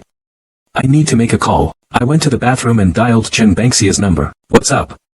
I'm busy jungling right now. Jungling? Jungling your ass. I've run into a situation over here. An old man is unconscious. A mass of black energy is gathering on his forehead, devouring his life force. 3 flames of yang have already extinguished one of them. Is this a ghost encounter, or what's going on? What's the solution? How much did you get paid? Chen Bengxi asked me in return. I was so angry I gritted my teeth. I almost want to hit him right now. For free. I opened my mouth, speechless. Quickly, tell me how to solve this. Chen Bengxia was silent for a moment. Under my pressing, he finally spoke reluctantly. This situation should be caused by a curse. Evil energy has entered the body, draining one's vitality. There are 2 methods to solve this. One is to draw on one's own rootless energy to form a cyclone, and extract the evil energy from someone else, dissipating it. The other method requires a Maoshan formation, using the power of nature to disperse the evil energy. Tell me the location, I'll go right now. With my silver tongue, I can definitely negotiate a good price. After Chen Bengxia finished speaking, I hung up the phone directly. It would be even more embarrassing if I waited for him to come. I came out of the bathroom. The Tang family members were all staring at me. How is it? Tang Lan asked me. It can be resolved, but let's make one thing clear. If I don't succeed, you'll need to find another way. I entered the old man's room again. I stood by the bed and took a deep breath. I gathered my energy from head to toe. A swirling vortex formed in my hand, drawn from the void. I watched the dark energy gathering in the old man's forehead. I placed my palm on his brow. The pulling force gathered the evil energy into my palm. Thin strands of black energy began to condense, and it started to become visibly apparent. The Tang family members were initially full of doubt. Now they've all become as tense as I am. After drawing all the evil energy from the elder into my palm, the elder's complexion began to return to normal. Bring a basin of water, I said. Tang Lan was the first to react. I hold the basin of water in front of me. I reach out and flick my hand.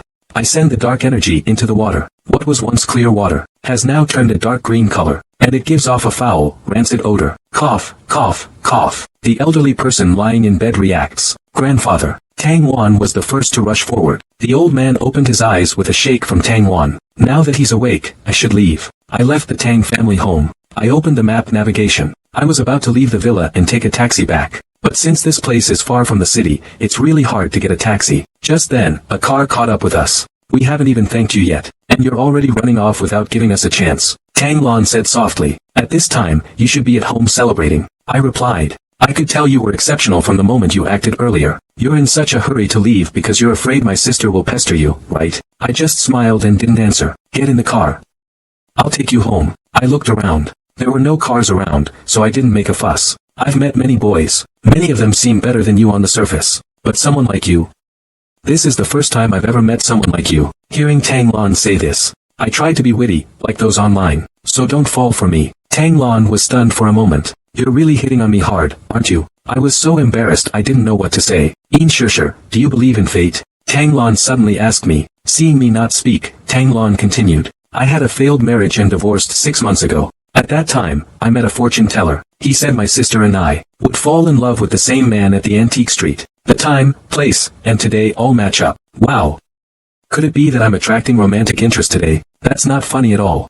Tang Lan burst into laughter. By the sound of your voice, you're not from Suzhou, are you? No, I'm from the north. I came out to guard the corpse with my elders. No wonder. Tang Lan only said, no wonder, but didn't explain why. Alright, I've arrived. As soon as I finished speaking, Tang Lan slammed on the brakes. Back at the hotel, I sat on the bed and started to breathe deeply. Until the next morning, Chen Bengxia called me. We left the hotel. Chen Bengxia and I got into Mr. Zhang's car. The car drove all the way to the countryside. It finally stopped in front of a small courtyard. An old woman came out of the courtyard. She seemed to be Mr. Zhang's mother. Mr. Zhang spoke. Master Chen, shall we set off now? Let's go to the mountain and take a look first. Let's go.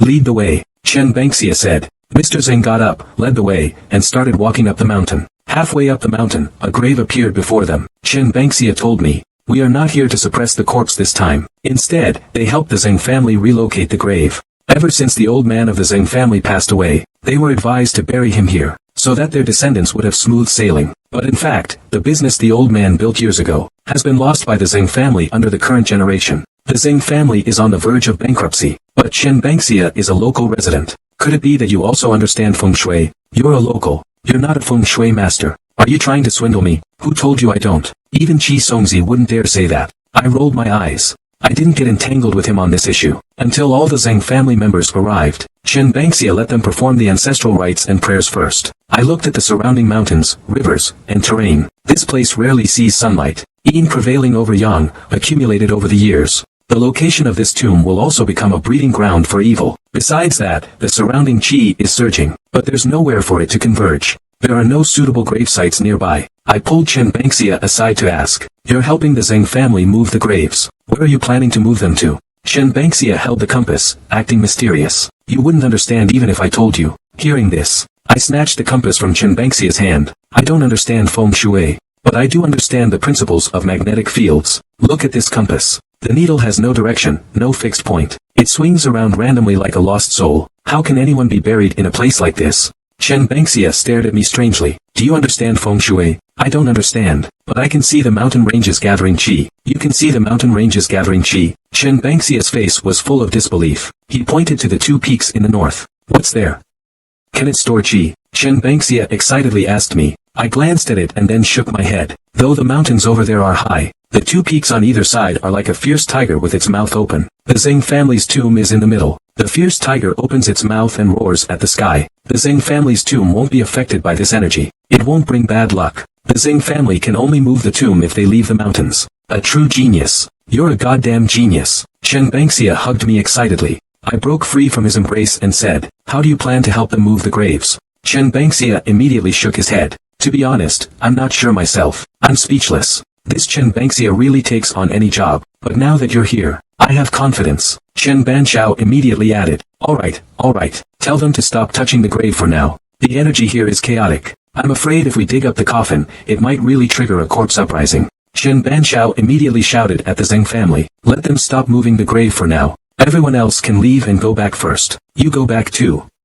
I need to ask you something." After saying that, I walked down the mountain without looking back. Back at the small courtyard, I sat with Chen Banqiao. "Last time, Chisongzi said you were useless. At first, I thought you were just living in fear and anxiety. Now, I understand a bit more clearly. Lu Chani is the holy maiden of Ame. She has the purple robes and her qi circulates around her body in the spring and autumn cycle. Qi Songzi has the Shen Gong. As for you, as the former head of Mao Shan, you should have something too, right?" When Chen Bangxi heard me say this, his expression immediately changed. He was no longer the carefree person he once was. He didn't speak, only nodding. "Now, I'm not looking down on him, but he can't continue like this. All your cultivation should be gone, right?" Chen Bangxia immediately became excited. He refused to admit it to the death. I didn't waste words, extending a hand. A vortex of energy condensed. "I just happen to have gathered an evil root. If your cultivation technique isn't ruined, you should be able to do the same as me. Concentrate the cyclone in your palm, right?" At this moment, Chen Bangxi's old face turned bright red. "I can't do it." I took a deep breath. "I'm haunted by the curse of the 100 corpses. You disregarded the danger and went into the water, that's. You taught me the ropes. To outsiders, I'm your disciple. If you say it, then it's true. No matter if you can gather the evil energy now or not. These facts can't deny that you were once impressive. Since you've told others I'm your disciple, then don't tarnish your reputation. Listen to me, let me say it word by word." Chen Bangxi looked at me with red eyes. I could somewhat understand his inner feelings. From a once mighty king to falling to bronze. Now, he has to pretend like nothing ever happened. He is more exhausted than anyone. Now that it's exposed, he can at least breathe a sigh of relief. And honestly talk about the burial of the Zheng family. "So how exactly do you plan to move?" I immediately asked him. Chen Bangxia hesitated for a long while. "You're right, I did indeed cripple my cultivation. I can no longer condense a root. I can't even see the dantian moving. I can only rely on experience to choose a stable burial site. If something truly unfortunate happens, we can only use methods to suppress the corpse now." Just as I expected, these words from Blind Chen were all within my anticipation. Before I could voice my opinion, Mr. Zhang came over. "Why did Master Chen suddenly come down the mountain? Today is not a good day to open a grave. Otherwise, there will be trouble." Chen Bangxia's words silenced Mr. Zhang. What do you think? Chen Bengxia asked me. I'll go to the mountain to see if there's a suitable place. My goal is the summit. The higher you stand, the farther you can see. I could also see the precise location of the gathering qi. I looked around the mountaintop.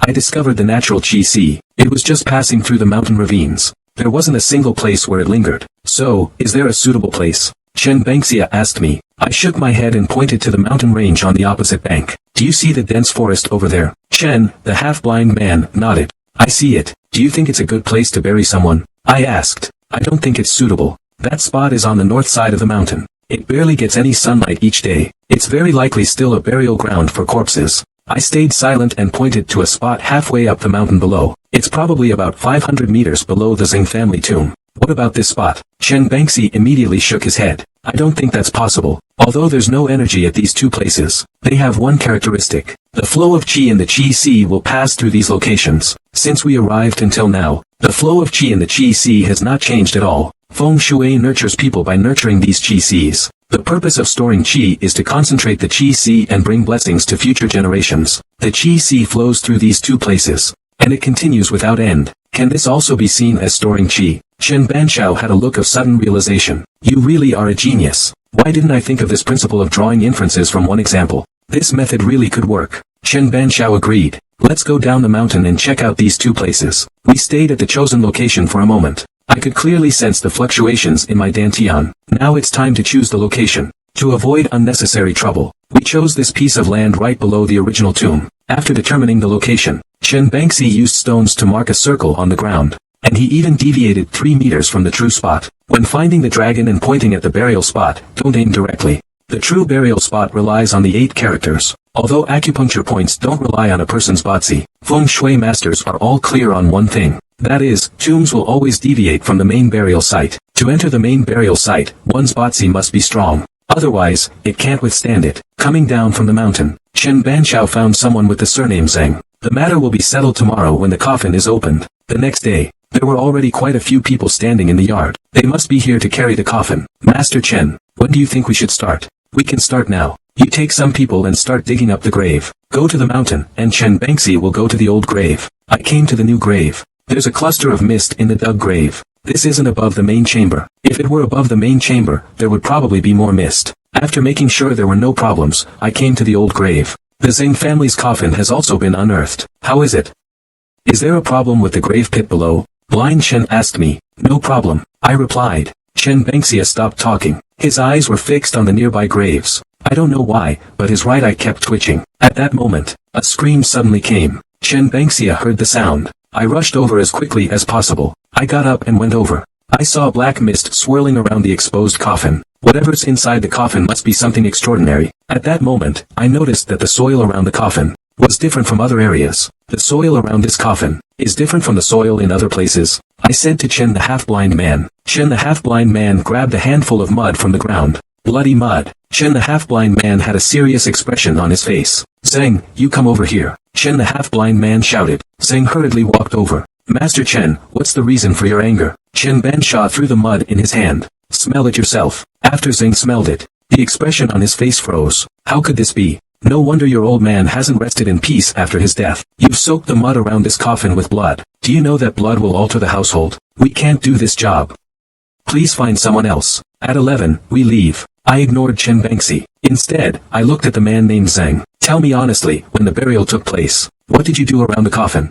At this moment, Zhang also had a confused expression. If it weren't for him being good at acting, he really didn't know about this. I turned to look at Chen Bengxia. Get ready to subdue the corpse. Chen Bengxia muttered. While he went to prepare the things to subdue the corpse, Lu Chani's voice echoed in my mind. You can't subdue this corpse. How do you know I can't subdue it before the coffin is even opened? I communicated with Lu Chani telepathically. Although I'm a soul, but I can sense the yin energy. This corpse has already formed a blood corpse. Your strength alone can't suppress it. Lu Chani poured cold water on me. The coffin has already been dug up. If we don't suppress the corpse and reburial the coffin, wait until the corpse rises on its own. By then, it will be even harder to suppress. Aunt Lu, don't you have another way? There is a way, but if we do it this way, you won't be able to explain it to Brother Chen. Things will get complicated. Chen, the half-blind man, can't gather the rootless energy. The Taoist spells can't be used at all. Ordinary corpse restraining methods won't work. But there are corpse restraining techniques in Maoshan Taoism. With your current strength, if you give it your all,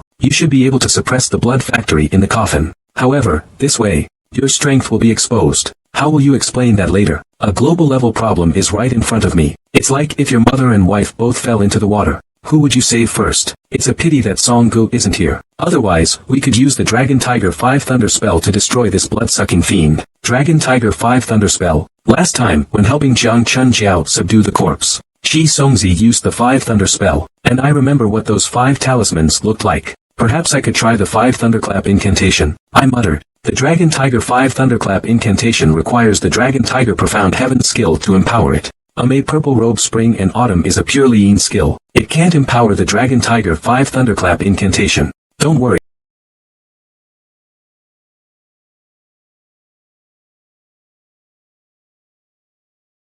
I know what I'm doing. I reassured Lu Chani. I found a quiet place. I sat on the ground and cleared my mind. I sent a message to Qi Songzi. About 10 minutes later, Qi Songzi sent me several pictures, and the incantations needed for drawing the talisman. Lu Chani said, knowing the talisman's path and incantation is useless. Without the blessing of Xintian Gong from Longhu Mountain, there would be a backlash if the yin and yang were not in harmony. I didn't respond to her. Instead, I memorized the incantation needed for the talisman. I took a deep breath and held the brush. I concentrated my intention on my right hand. Immediately, while reversing the purple robe spring in autumn, I also condensed more than 200 pure yang, rootless empowerments. The first talisman failed. Second and third. It wasn't successful until the fifth one, and I had over 200 roots. Now, 100 have already been damaged. Looking at the successful 5 Thunder Spell talisman in my hand, I satisfiedly put it away. How did you do it? Lu Chani's voice came with surprise and fear. How did you do that? I don't understand. Purple Robe Autumn. I can sense you've altered the path of Qi gathering, and even reversed the yin and yang. Lu Chani anxiously asked me. I hesitated before speaking. Reversing Purple Robe Autumn will do it. Lu Chani stopped speaking after hearing my words. I came over to the coffin. How is it? Have you finished drawing the talisman? Chen Banqiao asked me. Show it to me. I handed the talisman to Chen Banqiao. The moment he saw the talisman, his eyes nearly popped out. When did that old man give you the 5 Thunder talisman? What? I interrupted Chen Banxia's words. Even the blood household can jump out of their coffins. Taking advantage of the strong yang energy, let's open the coffin. I said to Chen Banxia. He gave everyone a thunder strike wood. Only then did he dare to pry open the coffin. As the coffin was opened, the air immediately rushed out from the coffin. It was like dry ice coming into contact with water. I focused my energy, channeling my chi to protect myself. Then, step by step, I walked toward the coffin. But when I saw what was inside the coffin, I was stunned. Ding Yi turned around and looked at the person with the last name Zheng. Chen, the half-blind man, noticed something unusual about me. He approached me holding a thunderstrike staff. He also had a shocked look on his face. Zheng, come here, he shouted. Chen, the half-blind man, called out. When Zheng arrived in front of the coffin and looked inside, he was equally stunned. No blood was found in the coffin. Instead, a dwarf's body wrapped in a blanket, with a 7-star lamp at its feet, and a bronze qilin on its head. 7-star lamps are generally used in Taoist life-extending rituals. The presence of a 7-star lamp in the coffin. This is likely a first for even Chen Banxia. Was your father a dwarf? I asked Mr. Zheng. How is that possible? My father was 6 feet tall. These items weren't placed in the coffin during the burial.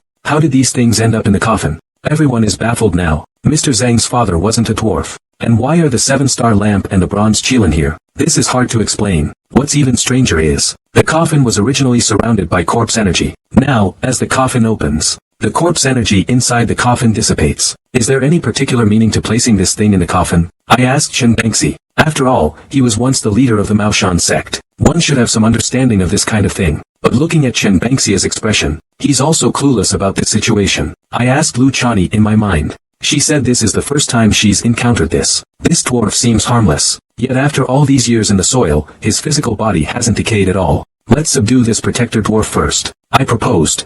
Master Chen didn't object. He just wanted to use thunderstruck wood to subdue the corpse. Master Chen, what about my father's body? Mr. Zheng asked Master Chen. What about it? If the grave wasn't dug wrong, then it must have been a problem with the burial. Now you don't even know where your father's household registration is. What am I supposed to do? Tell me. After Chen Banxi's remark, Zheng, whose surname is Zheng, was instantly at a loss for words. Then, Baru's body was suppressed by Chen Banxi. The 7-star lantern and the bronze qilin were also brought out. At this moment, a hurried voice was heard. Bro. Something's wrong.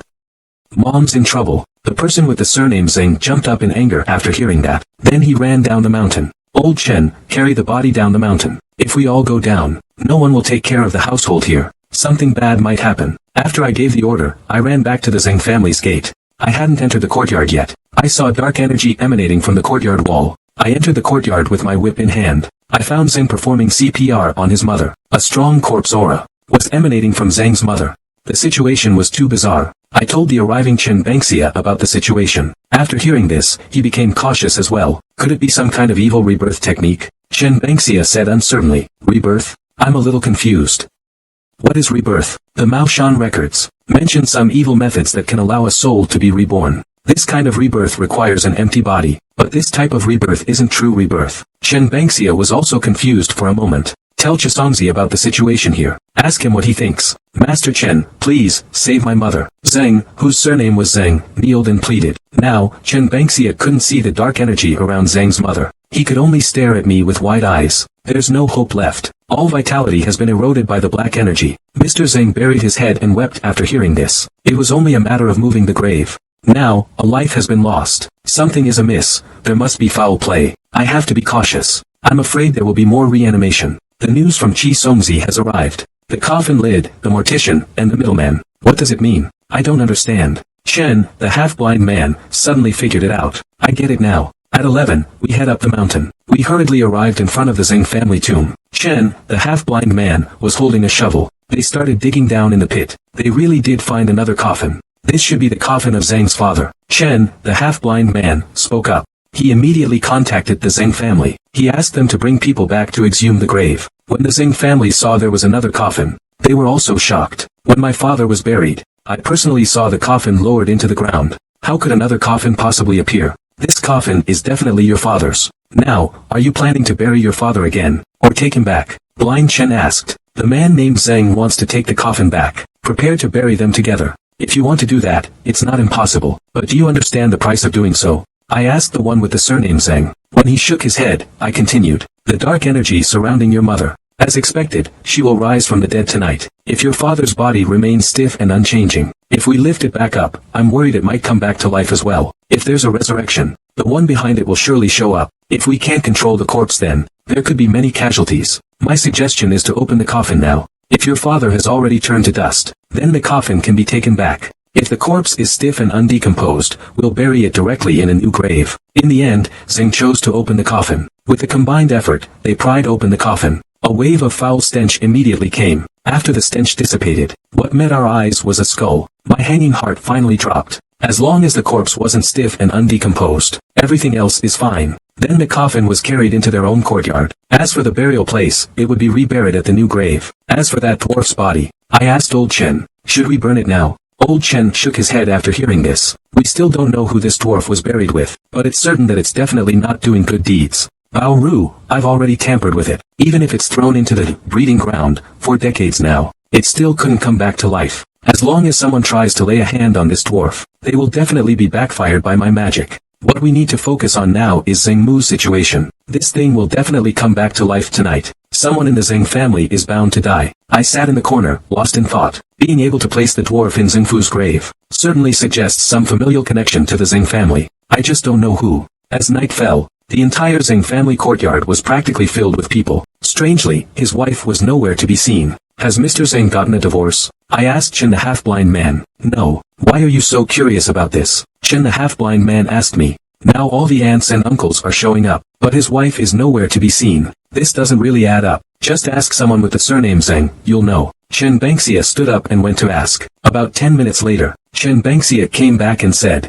the person with the surname Zeng said his wife went to the airport to pick up her brother-in-law. She's already on her way back now. I was a bit shocked when I heard this. If it's true, then things are going to get interesting. Old Chen, stuff a handful of glutinous rice into that dwarf's mouth. Chen, the half-blind man, looked at me seriously. What are you going to do? Just do it first. After a while, Chen, the half-blind man, came over. He said it was all ready. At that moment, a car stopped at the gate of the yard. A man and a woman got out of the car. This should be his wife and brother-in-law. Chen Banqiao whispered in my ear. I heard you brought the corpse-guarding man back, brother-in-law. Can you introduce him to me? The young man spoke up. Mr. Zeng, upon hearing this, brought them over to us. This is Master Chen, the corpse-guarding man, and his disciple, Yin Shishir. Mr. Zeng introduced him to his brother-in-law. I used my dantian to conceal my aura. It seemed I had no imposing presence. But his brother-in-law, upon seeing us, immediately manifested several strands of qi, pressing down on me and Chen Bengxia. You don't seem very impressive. This is the caliber of people you hired. Brother-in-law, you spent $1 million to hire them.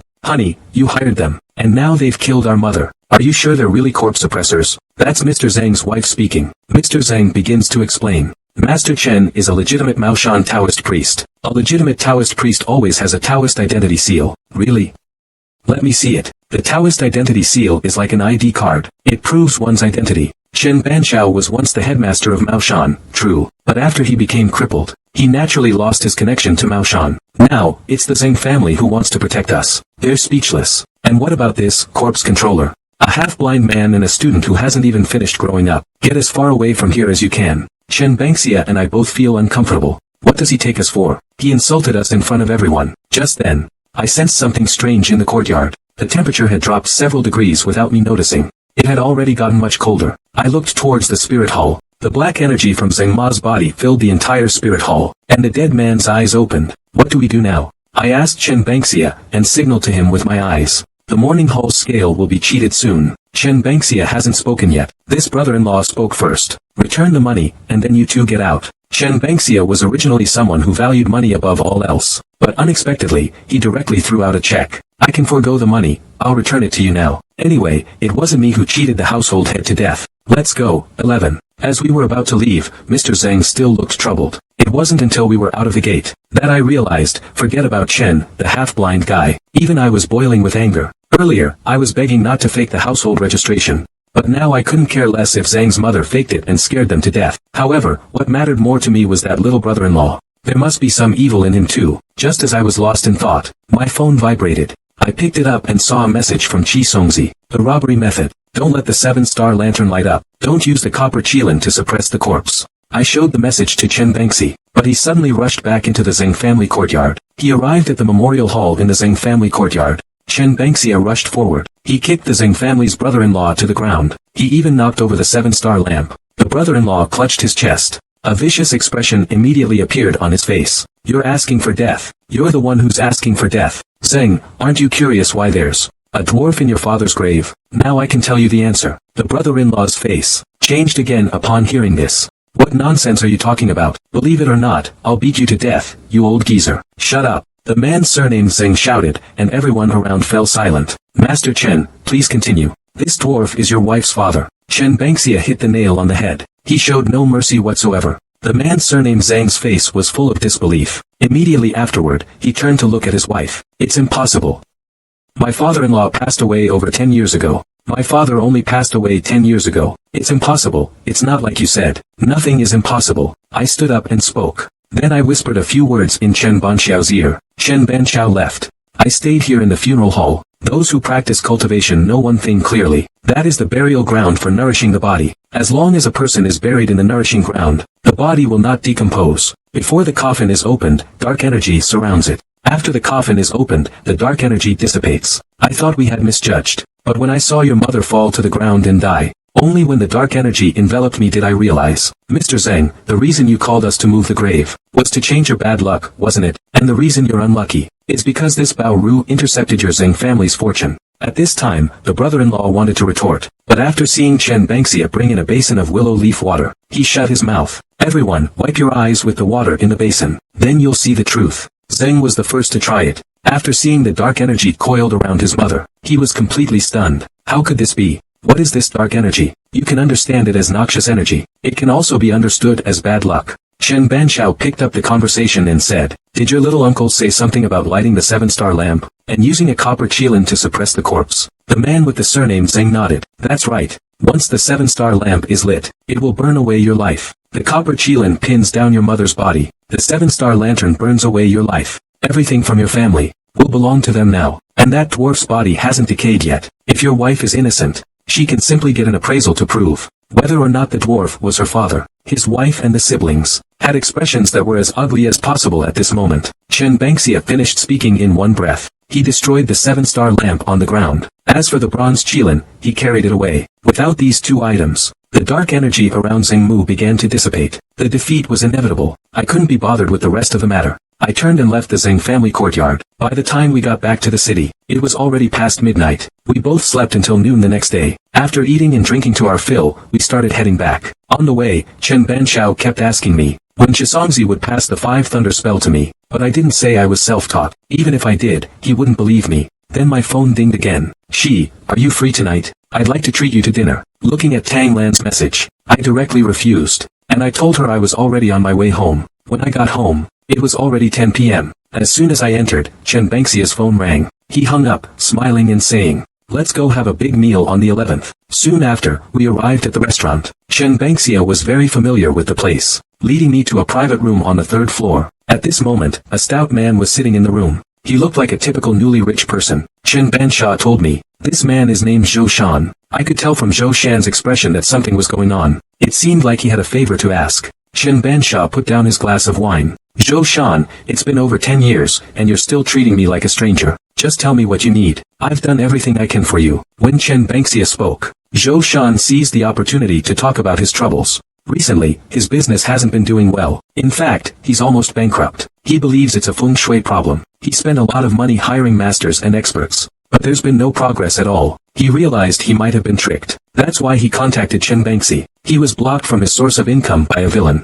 That's why this happened. According to his face reading, the Tianmen area is sunken. In addition to financial issues, there are also family problems. Lu Chani's voice echoed in my mind. "Aunt Lu, you can read faces. I communicate with Lu Chani through my consciousness. Yes, I can see these things from his face. But there are family issues. He needs to speak about them. Only then can I decide what the problem is." Lu Chani continued speaking. Chen Banxia didn't dare to speak casually, so he looked towards me. I paused for a moment and asked, "Has anything happened at home, aside from business?" "No. My wife and child are doing fine." I gave him a quick once-over. "You have a sunken Tianmen. There is a black mist lingering beneath the eyebrows, not dissipating. This indicates instability in the household. The relationship is being affected, and the couple's dynamic is subtly changing. This suggests disharmony between the couple, or..." I haven't finished speaking. I'm afraid saying it out loud would embarrass the other person. If the dynamic hasn't changed, the couple is not in harmony. The woman may cheat. And looking at this situation, it seems like it's been going on for quite some time. Or perhaps it's something else. "Hey, little brother, don't speak halfway and leave things unsaid," Zhou Shan said anxiously. I glanced at Chen Banxia. He gave a slight nod. Only then did I dare to speak. "Or perhaps both of you, as a couple, have cheated." Zhou Shan immediately slammed the table after hearing my words. Chen Banxi gave me a comforting look. He signaled me to stop talking. "You know your own situation best. It's not that we're meddling or talking nonsense." Chen Banxi tried to mediate from the side. He told him to relax and look ahead. "Chen Gu, do you think it's possible that the feng shui in my house is bad? Is that why it's affecting my wife? How about you come to my house and take a look?" Zhou Shan started to become humble. "Alright, I'll go take a look." Chen Banxiao agreed. The next morning, we got into Zhou Shan's car, traveling from Tongguan to Xi'an. Zhou Shan started talking as soon as he got on the car. He talked about what he'd encountered recently, following problems at home. Problems at his company followed suit. "Watch out!" I shouted sharply. The driver slammed on the brakes. Then came Zhou Shan's pained scream. When the car stopped, Zhou Shan started to yell and curse.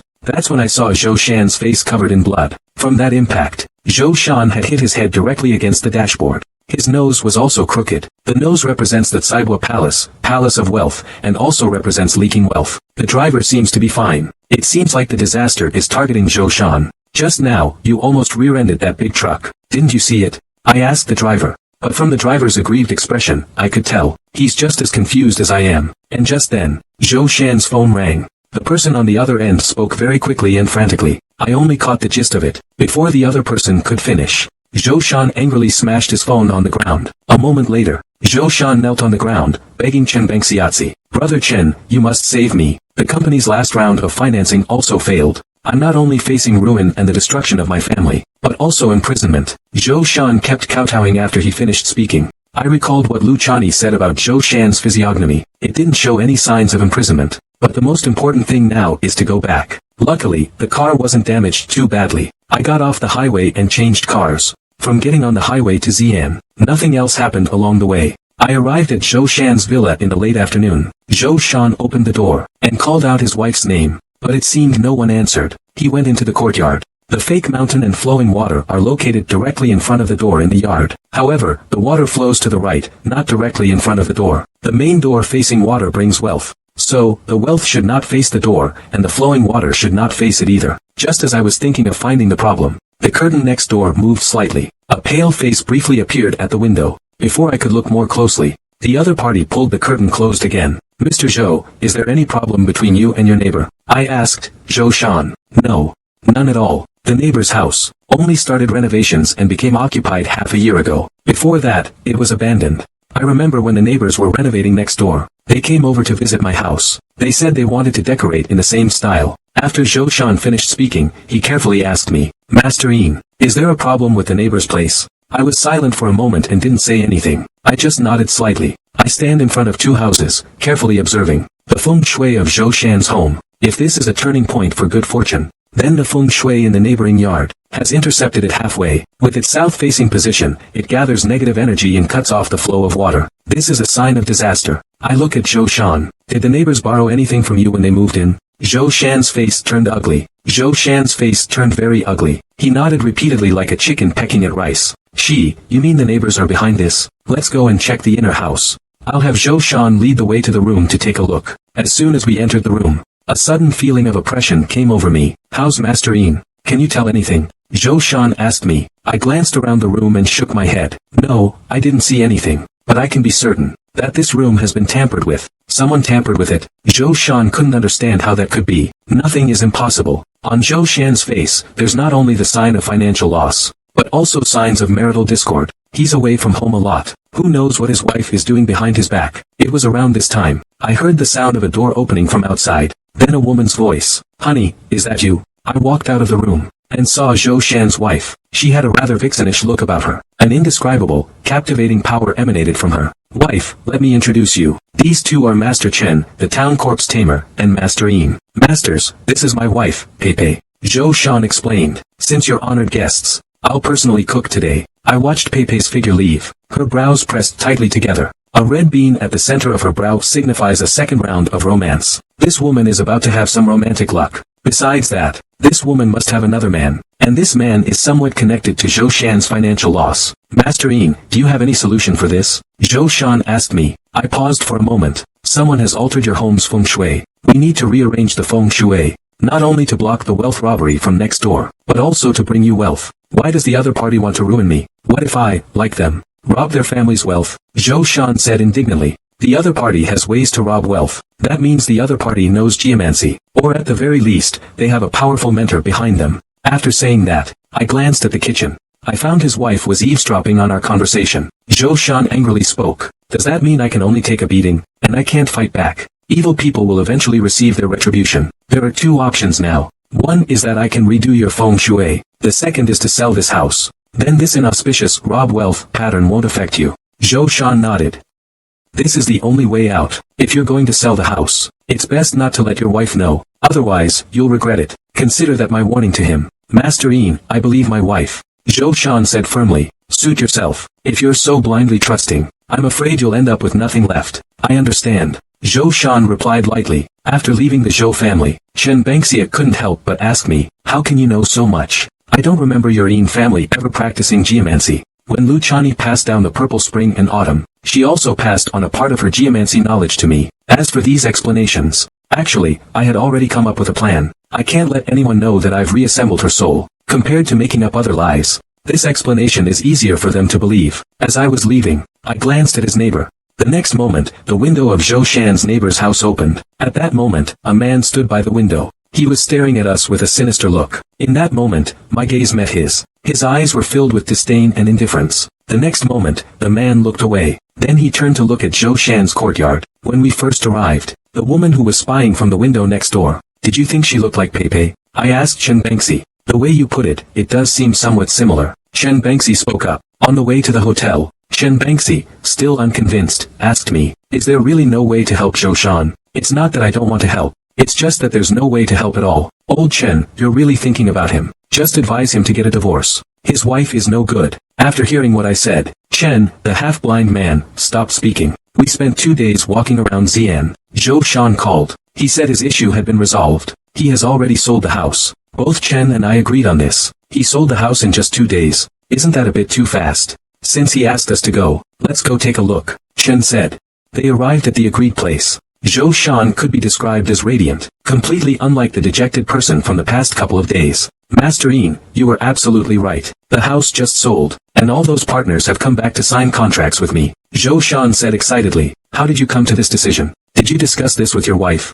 Zhou Shan shakes his head. I didn't tell her about selling the house. I secretly found a real estate agent with the property deed. What about your wife? I asked. At that moment, Zhou Shan's expression changed. After my wife found out about our situation, she became really upset. I just bought a new house. Could you come and help me check the feng shui? Zhou Shan invited me. Of course, Chen Banshao and I didn't refuse. We arrived at Zhou Shan's new home. Although it's not as grand as the previous one, it's perfectly livable. Master Yin, take a look at my face. Will I continue to have bad luck? Zhou Shan spoke up. The face no longer shows signs of financial loss. The situation is gradually improving. Zhou Shan came over and held my hand. He was so excited right now. Pei Pei, come out for a moment. Master Yin and Master Chen are here. Zhou Shan shouted towards the house. I raised my eyebrows. I watched Pei Pei walk out of the bedroom. Her face was pale, devoid of any color. I told Pei Pei about Master Yin's situation. She knows it's the neighbors who want to harm me. She was thinking of turning hostility into goodwill. She took me to the neighbor's house to confront them. Pei Pei actually knows the other person. I don't talk to Chen Bengxia. Waiting for Zhou Shan's next words. The person next door and Pei Pei are childhood friends. They got separated later. I just didn't expect them to become neighbors. His family did feng shui when they were children. Later, this man moved here and recognized Pei Pei. That's why they used feng shui to rob me. Now the feud between our families is over. No one will try to harm me anymore. As for those deceitful words, I didn't take them to heart. I don't think things are that simple. I was just about to drive back when Zhou Shan's wife suddenly spoke. Master Yin, my husband has said everything that needed to be said. We hope you can set up a new arrangement for wealth. Is that possible? At this moment, Zhou Shan's emotions also became more agitated. Yes, Master Yin. Please help me set up a feng shui arrangement. Alright, you two can step aside first. I need to move some things in the living room. The wealth-attracting feng shui arrangement should never be set up. Otherwise, there will be endless consequences. This room already has a feng shui arrangement that attracts both wealth and spirits. If the wealth arrangement is set up, it could turn into a deadly and corpse-rearing formation. Lu Chani's voice echoed in my mind. What should I do? I asked Lu Chani. This woman might have some tricks up her sleeve. If you set up other arrangements, you might not be able to fool her. However, reversing the yin and yang, the method of turning the world upside down might work. Place a beam to control wealth. Do not place anything under the beam. Place a pai shio on the side of the door. Pai shio attracts wealth and is said to only bring things in, not out. Placing it by the door symbolizes wealth entering the house, not the tiger's mouth. After I followed Lu Chani's instructions precisely, I asked Pei Pei if there were any mirrors in the house. She moved one out and placed it on the wall directly opposite the door. Pei Pei followed instructions and placed a mirror directly facing the door. Is that all we need to do? Pei Pei asked me. It's done. Light a candle in front of the mirror during the day. As the saying goes, fire opens the door to wealth. This mirror is helping bring wealth to your home. After I said that, I didn't say anything more. I pulled Chen Banshao and left. After we went out, I turned back and glanced. I saw his wife's head poking out of the window at that moment. He was staring at me and Chen the half-blind man. Chen's expression also became complicated. As for Zhou Shan, I wanted to help him, but he wouldn't listen to me. He didn't divorce his wife. I don't know what will happen after we leave. He can only rely on himself now. Back to the hotel. Chen the half-blind said he wanted to go out and enjoy himself. As for what enjoy himself meant, he didn't say. The next day at noon, I woke up from my sleep. I looked at the over 100 energy roots gathered in my dantian. After storing them in my dantian, I got up and washed up. I went to call Chen the half-blind, but I found that the old man wasn't in the room. I called him on the phone. The call was answered, but it wasn't Chen Banxia's. Who are you? I quickly asked. I'm a bystander. Someone fell into the water tonight. The owner of this phone jumped in to help. They still haven't come up. After the other person spoke, my heart became uneasy. I asked the other party for their address. I rushed to the bottom of Chanha Bridge as fast as I could. I found quite a few people gathered by the riverbank. I took out my phone and called Old Chen. I found the person who had Old Chen's phone. You're the old man's son, right? Someone jumped off the bridge last night. The salvage team searched the river but found nothing. Your father immediately jumped into the water to help without saying a word. I watched the river. I wondered if Old Chen, the half-blind man, would really be in danger. At that moment, a woman's loud crying echoed. The crowd said her daughter had jumped into the water. Now there's no sign of her alive or dead. I gathered up Old Chen's things. I was about to try a soul-calling ritual. Let's see if we can find where Chen Bengxia is. I was just getting ready, when someone shouted, "He's back. The hero who saved the people is back." I looked towards the river, and saw Chen Bangxia appearing in a dilapidated boat. With the help of the fishing team, Chen the half-blind man reached the shore. The worry in my heart was finally relieved. The water in this river is really cold.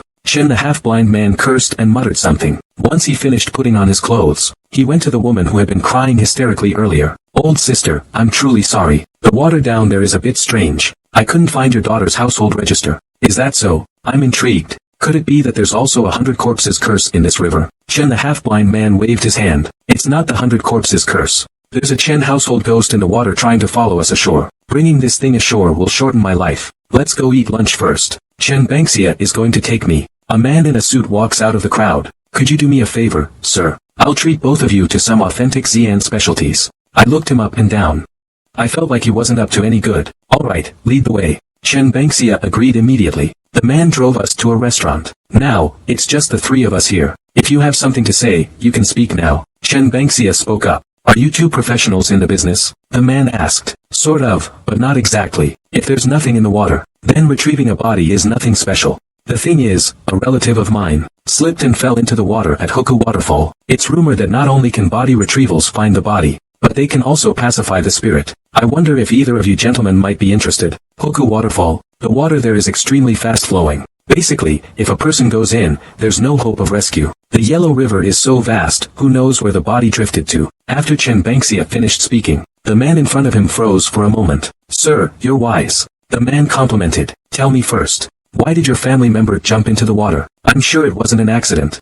Otherwise, the deceased wouldn't have such deep resentment, becoming a water ghost. Then let me speak frankly. It was my younger sister who jumped. She got pregnant out of wedlock. Our family disapproved of her marriage. So, the girl climbed out the window and ran away with him. After their elopement was discovered by their families, my sister conceded. She wanted to say a final goodbye to her boyfriend. As a result, the two of them planned a suicide pact. My sister was so foolish. Even now, that man is still living a good life. However, her body is still unrecovered from the water. Chen Bangxia listened. Not surprised at all. It's not easy to form a water corpse in the water. Which one of these is simple? I can't help with your situation. Chen Bangxia turned it down. 1 million as long as you pull up the body. They'll pay 1 million as a reward for the hard work. Hearing the money, even Chen Bangxia's resolve softened. Deal. I didn't say much. Instead, I silently shook my head. During our conversation, the man introduced himself.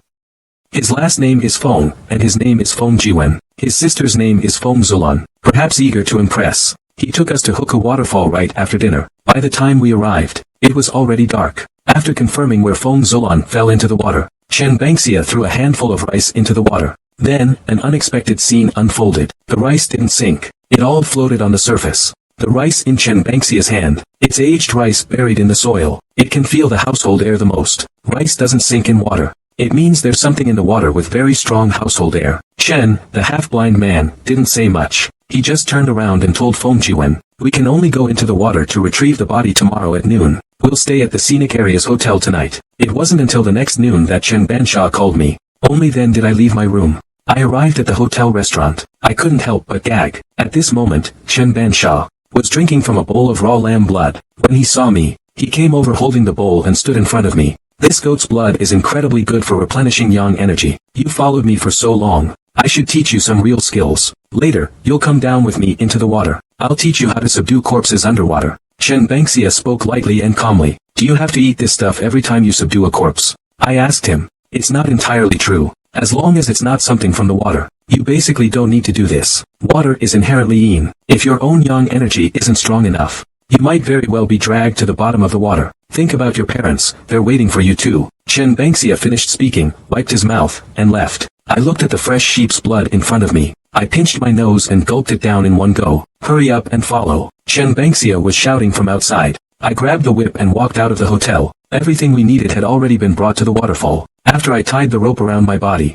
Chen Bangxia was the first to jump into the water. When he surfaces, I'll continue jumping down. The moment I hit the water, the undertow of the waterfall is like a giant mixer. It completely disorients you. 11. We don't have much time. The body might be at the bottom. The reed marsh by your home, though a branch of the Yellow River, is still considered part of it. As long as you enter the water, those 100 corpses will be able to sense it. The ghostly energy is connected. Although they can't catch up, there must be other creatures under the waterfall. So we need to act quickly. Hold on to the rope on me. When I count to 3, we'll dive into the water. I followed what Chen Banshao said to do. but neither of us reached the bottom of the water. I fumbled around for a while and found a corpse. Whether or not it's Feng Jiwen's sister is still unclear. The moment I touched the corpse, a wave of icy coldness instantly spread through my entire body. It was unbearable. Chen Bangxia and I tried our best to pull the corpse out of the water, but found we were completely powerless. This house seemed to be embedded in the bottom of the water. Human strength could not move it at all. In the next moment, Chen Bangxia pulled me up to the surface. Get to shore, Chen Bangxia said to me. Master Chen, where is my sister's body? Feng Jiwen asked nervously. Chen Bangxia glanced meaningfully at the surface of the water. I'll refund the 300,000 deposit to you. As for this ruler, you'd better find someone else. Chen Bangxia said seriously. I can confirm. This old man is not joking. Feng Jiwen was not happy to hear this. He said, Chen Bangxia has already taken the money. He can't go back on his word. Back to the hotel. Chen Bangxia urged me to pack up quickly. Leave this place of chaos. He refused to go into the water. That means whatever's in the water is not to be taken lightly. But before we could even leave the hotel, Feng Jiwen showed up. Mr. Chen, let me ask you one last time. Are you going into the water or not? Feng Jiwen's face showed a fierce expression. Threatened like this, even Chen Bangxia's temper flared up. Today, I'm not going into the water. What are you going to do about it? Suddenly, a blinding light struck. Many people got out of the car. The hotel was surrounded, with no way in or out. The leader was an elderly man. There was also a middle-aged man beside him. The three of them looked quite alike. Quite a big scene for just one dead person. Chen Bangxia muttered softly. Are you two the ones here to fish for people? Set a price you're happy with. Then continue diving to retrieve the body. As long as you can bring the body up, you can set any price you want. The elderly man in charge said calmly. Chen Banxiao chuckled. Since I can't leave anyway, I might as well stay. He sat on the hotel steps and started cracking sunflower seeds. As time ticks by, until Chen Bangxia finishes his bag of sunflower seeds, the elderly man in the lead speaks up. Are these seeds enough? Do you want me to bring more over? Old man, I have plenty of time to waste with you. Before you speak, I hope you'll think carefully. Chen Daoji. Chen Bangxi, who had originally been sneering, suddenly froze, his expression sharp. His eyes locked onto the old man. Chen Daoji. So Chen Bangxi is named Chen Daoji. If Brother Chen is about to make a move, make sure to stop him. If we can't stop him, break his legs to stop him. Lu Chani's anxious voice echoed in my mind. Why? I asked. Don't ask so many questions for now. Few people know Brother Chen's real name. Anyone who knows Brother Chen's real name, none of them are easy to mess with. Remember, you absolutely must not let him make a move. Lu Chani spoke nervously, afraid that Chen Bangxia would strike. I know. I held Chen Bangxia's arm with one hand, to prevent him from charging forward and fighting with them. I thought the world, the people who knew my name are all long dead. I never thought anyone would still remember me. Chen Banxiao said self-mockingly. You want me to go into the water? What's the difference between that and asking me to die? I can't retrieve the ruler from the water. Chen Banxiao spoke with neither humility nor arrogance. The old man sneered and waved his hand. Someone pulled a person out of the car and threw them onto the ground. The person's mouth was stuffed with a rag. Their hands and feet were tightly bound. What if they were offering him as a river sacrifice? The old man's voice was calm but filled with malice. In front of so many people, they want to sacrifice a living person to the river. Such arrogant and rampant people. Today, I've truly witnessed. The old man beckoned Feng Jiwen.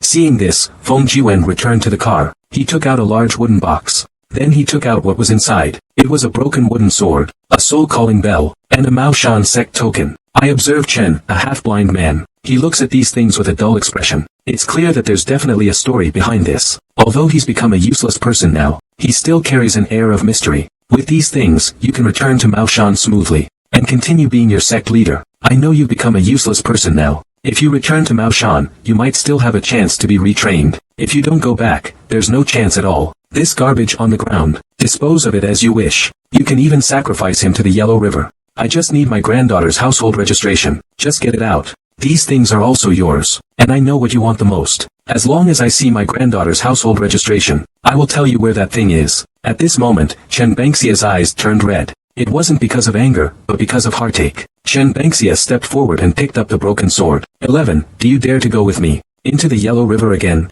Chen Banxiao's voice was firm. I won't mess up at a time like this. Only after truly experiencing the dangers underwater, can one truly understand how to control the household. My parents' bodies are still waiting for me to gain the strength to retrieve them from the reed marsh, and come back to Hukou Waterfall. Chen Banxiao stood in front of the man who was tied up with ropes. When you two secretly decided to get married, did she leave you any keepsake? The man burst into curses after hearing this. He even cursed the Feng family, calling them inhuman, wishing them all a miserable end. And he also said that Feng Zulan seduced him first. Before the Feng family could react, Chen Bangxia slapped him across the face. He shoved the cloth back into the other person's mouth. Mr. Chen. At that time, my sister gave him the family heirloom jade pendant. I don't know if it counts as a token. Feng Jiwen asked. It's fine. Chen, the half-blind man, took the jade pendant. At 11, we danced together. If anything gets close, just whip it with the whip. After I nod, pull the rope on Chen Bangxia. The two of them leaped into the yellow river. As they continued to sink, a chilling, deathly stillness swept over them.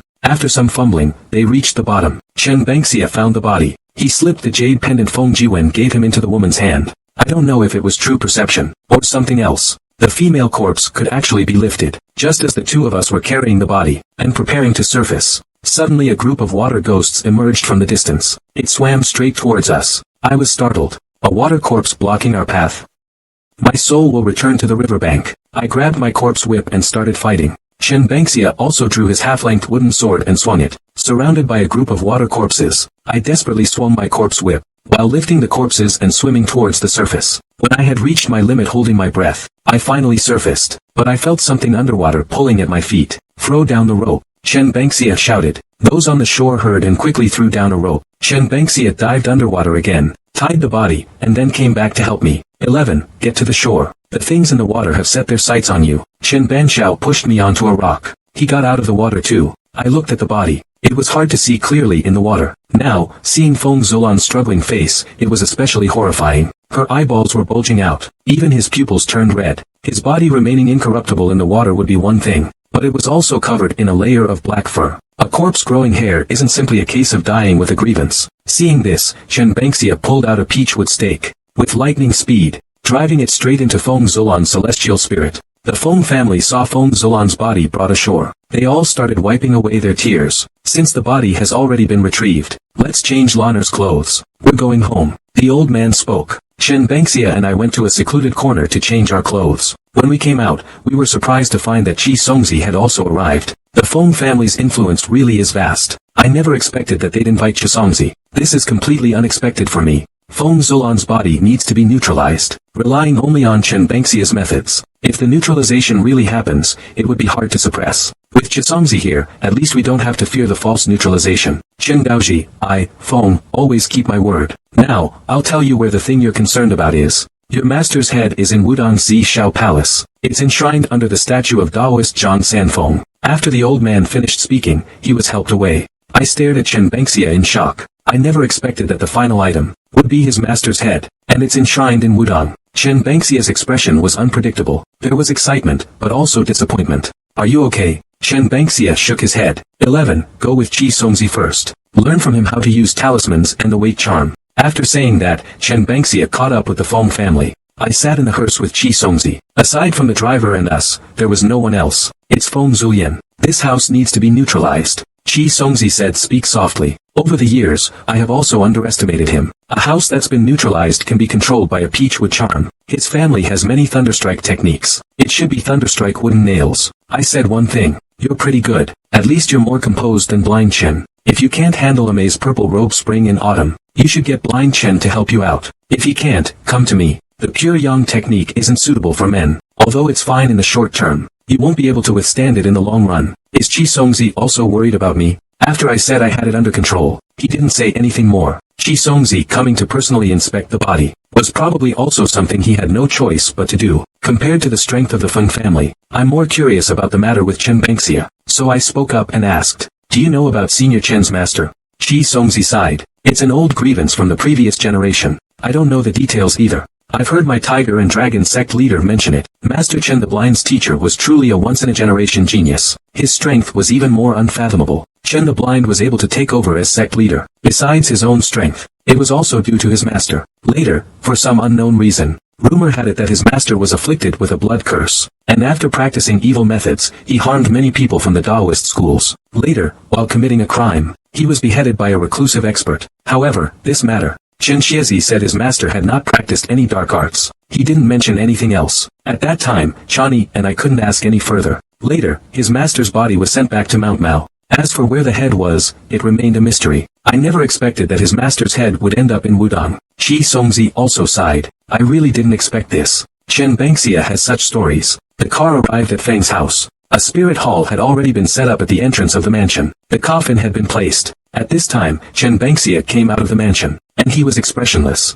Then he came before Chishongzi. I saw through Chen Bangxia's thoughts. Chishongzi, I've never begged anyone for anything in my life. Today, I'm asking you a favor. On the way here, Chishongzi had already guessed what Chen Banxiazi was going to do, so he reminded me, no matter what he's going to do, I shouldn't stop him. You said, Chishongzi said, today, I officially entrust 11 to you. If I come back and he's lost even a single hair, I'll have no mercy on you. Chen Bangxiazi muttered a curse under his breath, then turned his gaze back to me. Good kid, wait for me to come back. Chen Bangxia finished speaking, and left without looking back. The time I spent with Chen Bangxia wasn't long. Now that he's leaving, I really feel reluctant, especially since once he leaves, there's no guarantee he'll come back safely. Alright, stop staring. You've only known him for a few days. Once his stubborn temper flares up, nothing anyone says will work. Master Chisongzi spoke up. Give me a hand and move the body down. At this moment, Feng Jiwen arrived with people to help. Master Chisongzi, my grandfather is waiting for you in the hall. You can leave the matter here to me. Feng Jiwen spoke with the utmost respect. Compared to Chen Bangxiazi, these are two different attitudes. Chisongzi nodded, and beckoned me to enter the Feng family gate together. We arrived at the reception hall. Besides the old man sitting in the master chair, it was only Chisongzi and I in the entire hall. Master Chisongzi, there are no outsiders here, feel free to sit. Old man Feng finished speaking, and then glanced at me again. This time old man Feng called me here. I don't know what it's about. Old man Feng's face became clouded with sorrow. My granddaughter's body has been submerged in the Yellow River for over 2 years. Now the body has surfaced. I want her to be buried in the Feng family's ancestral grave. Chisongzi hesitated after hearing that. That might not be possible. Old man Feng immediately looked displeased. That's actually the reason I came to you. If the ancestors of the Feng family are unwilling, I want to open another burial site around the ancestral grave. I want my granddaughter's soul to return to the Feng family. I stood by and listened to their conversation. I couldn't understand why Feng Zolan, being from the Feng family, couldn't be buried in the ancestral grave. Is this method of old Master Feng feasible?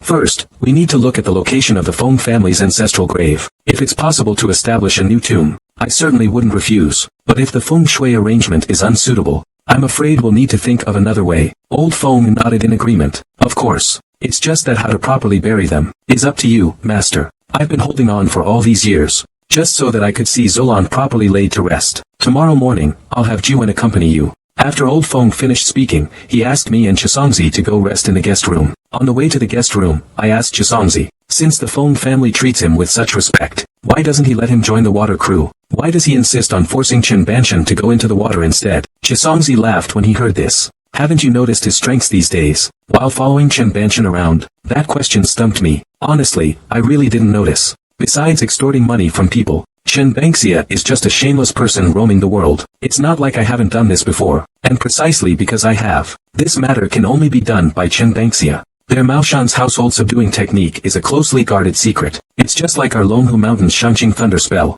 So, what he can do, we can't.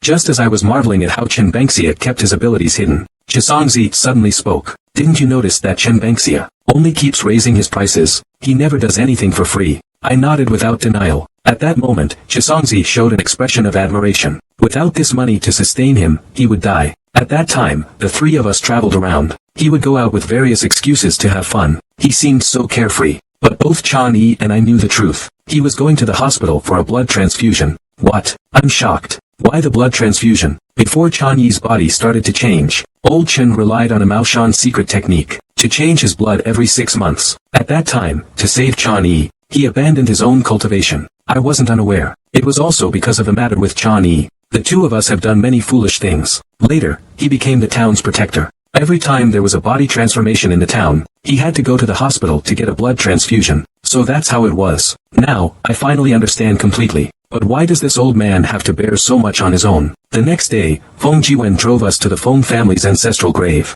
The car stopped at a cemetery on the outskirts. Master Chisongzi, I wonder if you have any knowledge of physiognomy? Feng Jiwen asked. Young Master Feng is interested in physiognomy. Chisongzi asked. Feng Jiwen gave an awkward smile. Master, can you help me see what my achievements in this life are like? My grandfather often says I'm a block of wood. I also glanced at Feng Jiwen. In my mind, I communicated with Lu Chani. And Lu, what do you think of his face? He really is a block of wood. Lu Chani said blandly. How did you figure that out? I asked. There isn't much you can tell about a person from their face. Speaking of Chisongzi's physiognomy skills, I was the one who taught him. Feng Jiwen's face looked smooth and jade-like, but in reality, it's rotten inside. One day, when I teach you the art of palmistry, you can find someone to give it a try. Based on this person's face, the so-called achievements are nothing more than official rank and wealth. He's living off his grandfather and father's legacy. When the leadership of the Feng family is truly handed to him, it will be the downfall of the Feng family. Lu Chani said all this. I couldn't help but glance at Feng Jiwen a few more times. The art of physiognomy of Qi Songzi. It hasn't reached perfection yet. Even if you make a mistake, don't give random advice.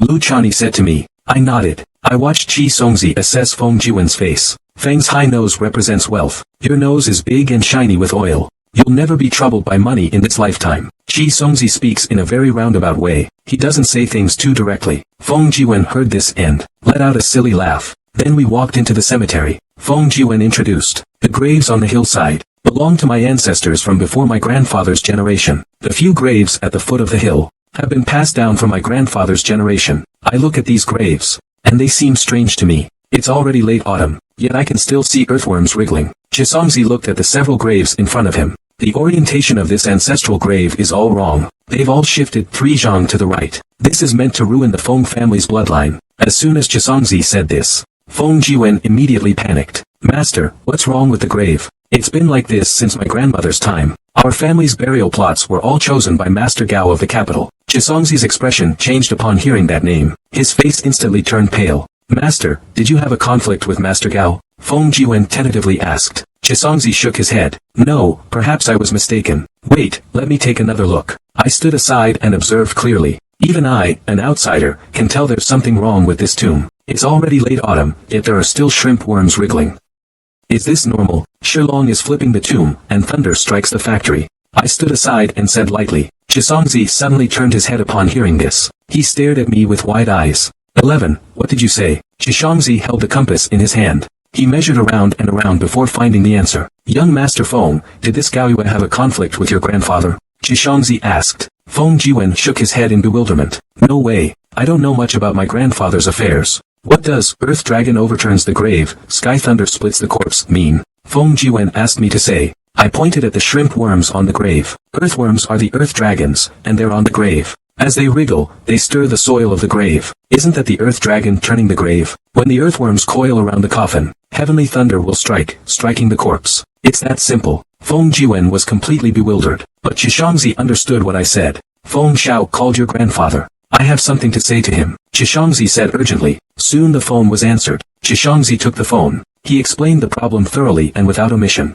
Chisongzi finished speaking. The other end of the line was silent for a long time before a voice came. Chisongzi, I leave the ancestral grave matter entirely to you. You can move any graves below my generation, but those above my generation, you absolutely cannot touch them. I'm afraid of the day I join them. I can't explain this to our ancestors. Old man Feng hung up the phone after saying that. Chisongzi looked at these graves, thinking of a solution. Young Master Feng, go find some people now. We need to open the graves. Someone is harming your Feng family. If it gets to the point of attracting divine retribution, the Feng family's downfall happened in an instant. How could Feng Jiwen still hesitate? Following Chisongzi's instructions, he began calling people. Soon after, Feng Jiwen brought a group of people. These people began digging up the grave. The deeper they dug, the more earthworms they unearthed. There are 5 graves at the foot of the mountain. The worms have almost reached the coffin. The grave digging by the soldier dragon has already started. Breaking the current layout here, it's probably not going to be easy. Chisongzi and I jumped into the grave pit, and looked at the coffin in front of us. It had already been mostly corroded by the worm's secretions.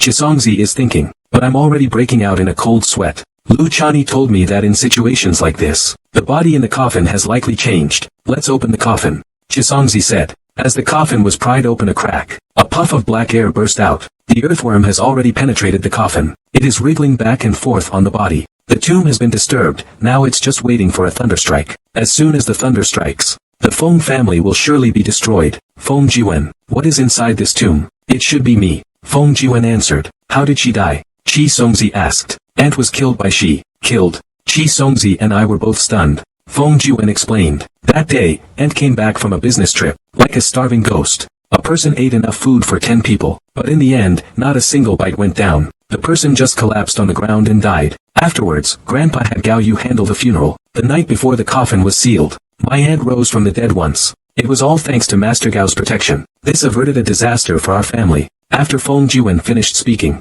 Chisongzi fell into deep thought. It's certain that, Gao Yu came with ill intentions. As for what he's after, Chisongzi and I haven't figured it out yet. Young Master Feng, call your grandfather. These 5 graves can't stay in the Feng family's ancestral graveyard any longer. The evil energy has already infiltrated the ancestral dragon vein. The consequences are unimaginable. Wait, I stopped Feng Jiwen. Besides that, I'm afraid we'll also have to sever ties with the people buried in these 5 graves. Otherwise, it won't matter how far they're buried. I added a sentence. Tell your grandfather what he said. Chisongzi spoke. And at that moment, my phone rang. It was a strange number. Before I could speak, a sinister voice questioned me. Yin Shishir, you're getting bolder and bolder. A mere bill collector dares to meddle in other people's business. By the way, let Akamatsu know. If there's nothing going on, just keep your head down and stay out of trouble. Don't make me take action. Mind your own business. Could it be Gao Yu? Are you Gao Yu? Let me ask you this. This doesn't concern you. If you dare interfere in the Feng family's matters again, I guarantee you will die without a sound. Just stay quietly and live your life with what's in your backyard. If I'm in a good mood, I might even return your parents' remains to you. If I'm not in a good mood, I won't mind killing your grandfather first. Hearing this, my mind went blank. My parents, you killed them. The fire in my heart has been ignited. They were disobedient. So keeping them around was pointless. If you disobey me, I'll make sure you die a mysterious and painful death. Listen carefully. Even Chisongzi can't protect you. If you're still at the Feng family tomorrow and don't leave, you can wait to have your grandfather's household registered. The other party hung up the phone with a snap. I stood there in a daze. I had always thought my parents' death was an accident. I never expected this to be the truth. Looking at Feng Jiwen coming towards me, I stopped him. Call your grandfather again. I need his help with something. Feng Jiwen sensed the killing intent emanating from me. He dared not resist in the slightest. After he dialed the phone, I snatched it from him. Mr. Feng, I have a way to make those who harmed you pay the price. Now I need your help.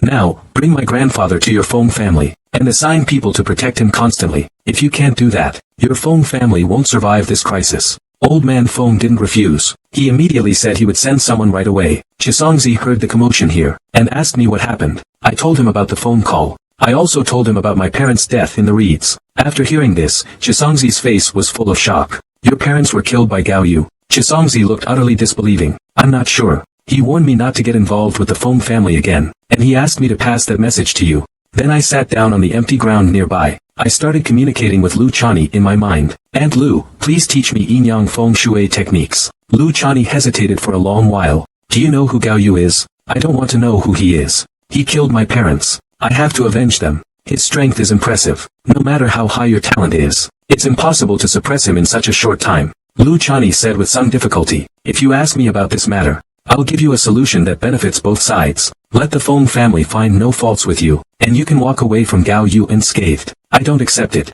I reject it outright. What's wrong with you, child? Why are you confronting him head-on? You have no chance of winning. What about the people from the back mountain of the Yin family? I asked. Lu Chani fell silent. If you can get those things on the mountaintop to move, there might still be a chance. Then we'd have a definite answer. I had Feng Jiwen send me to the high-speed rail station. I was heading home. Shi Songzi stayed behind to continue helping at the Feng family. When I got home, my grandfather had already been taken by the Feng family. I headed straight to the back mountain. I went directly to the top of the mountain. Everyone, today I come as a member of the Yin family. I ask for your assistance. My parents were household registrars. Today, I learned they were harmed by someone. Out of both emotion and reason, I must avenge them. You all are descendants of the Yin family's original household registrars. They should have heeded my Yin family's request. Today, I, a junior member, request your help to right the injustice against my Yin family. After speaking, I listened carefully to the surrounding sounds. It was deathly quiet, there was no sound at all. Grandpa said that only after they acknowledge me, will they obey. Since gentle persuasion doesn't work, I'll resort to force. If you won't help, good. Today, I, as the head of the Yin family, declare that, since you all are unwilling to repay this kindness, you may all leave as you please. The moment I finished speaking, a strong gust of wind suddenly swept the area. How dare you? Scolding voices came from all directions. Little one, it was your ancestor who pleaded with us to be buried in the Yin family's ancestral grounds. You, a weak mortal. On what grounds do you demand our help? Back then, when your ancestor spoke to us, they had to be careful and cautious. But you, in your generation, speak without regard for consequences. The Yin family's descendants truly are getting worse with each generation. Shut up.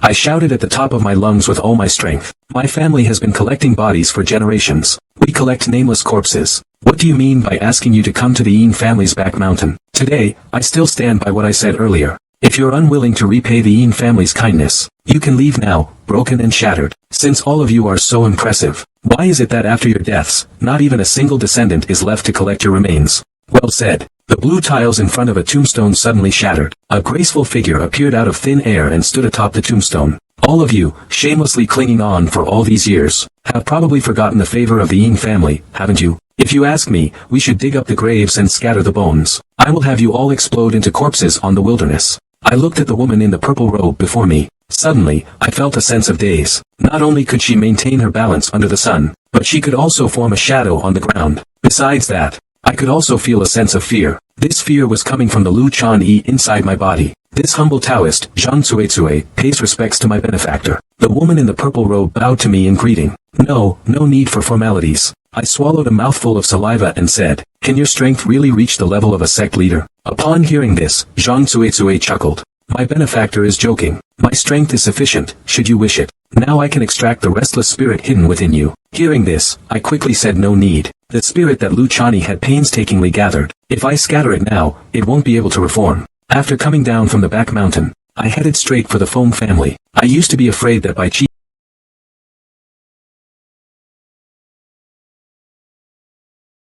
Jiang would come looking for me, so I couldn't stay at home overnight. I don't want to spend the night at home. I must get back to the Feng family before dark. I'm holding a jade hairpin. Zhang Cuizui gave this to me. She said to call her name while holding the hairpin, and she will appear. Returning to Xian, I immediately went to the Feng family ancestral grave to look for Chisongzi. He was also very surprised that I returned so quickly. You don't need to worry about the Feng family's affairs, Chisongzi said to me. I knew what he meant. Then I said, I have a way to deal with Gao Yu. As long as he dares to make a move, I'll make sure he never returns. Seeing that I insisted repeatedly, Shi Songzi shook his head and said no more. At that moment, I looked at Feng Jiwen. I suddenly noticed two thin red lines appearing mysteriously on his forehead. This is an omen of imminent disaster. Senior, could I take charge of the situation? At the Feng family's ancestral grave, I asked Chishongzi for his opinion. Ultimately, Chishongzi agreed. Feng Jiwen, you take these 5 coffins back first. Leaving them here will likely cause even bigger trouble. Also, something might happen to the Feng family tonight. Gao Yu has probably already begun to act. After giving my instructions, I turned to Chishongzi and said, Senior, you and Feng Jiwen should leave first.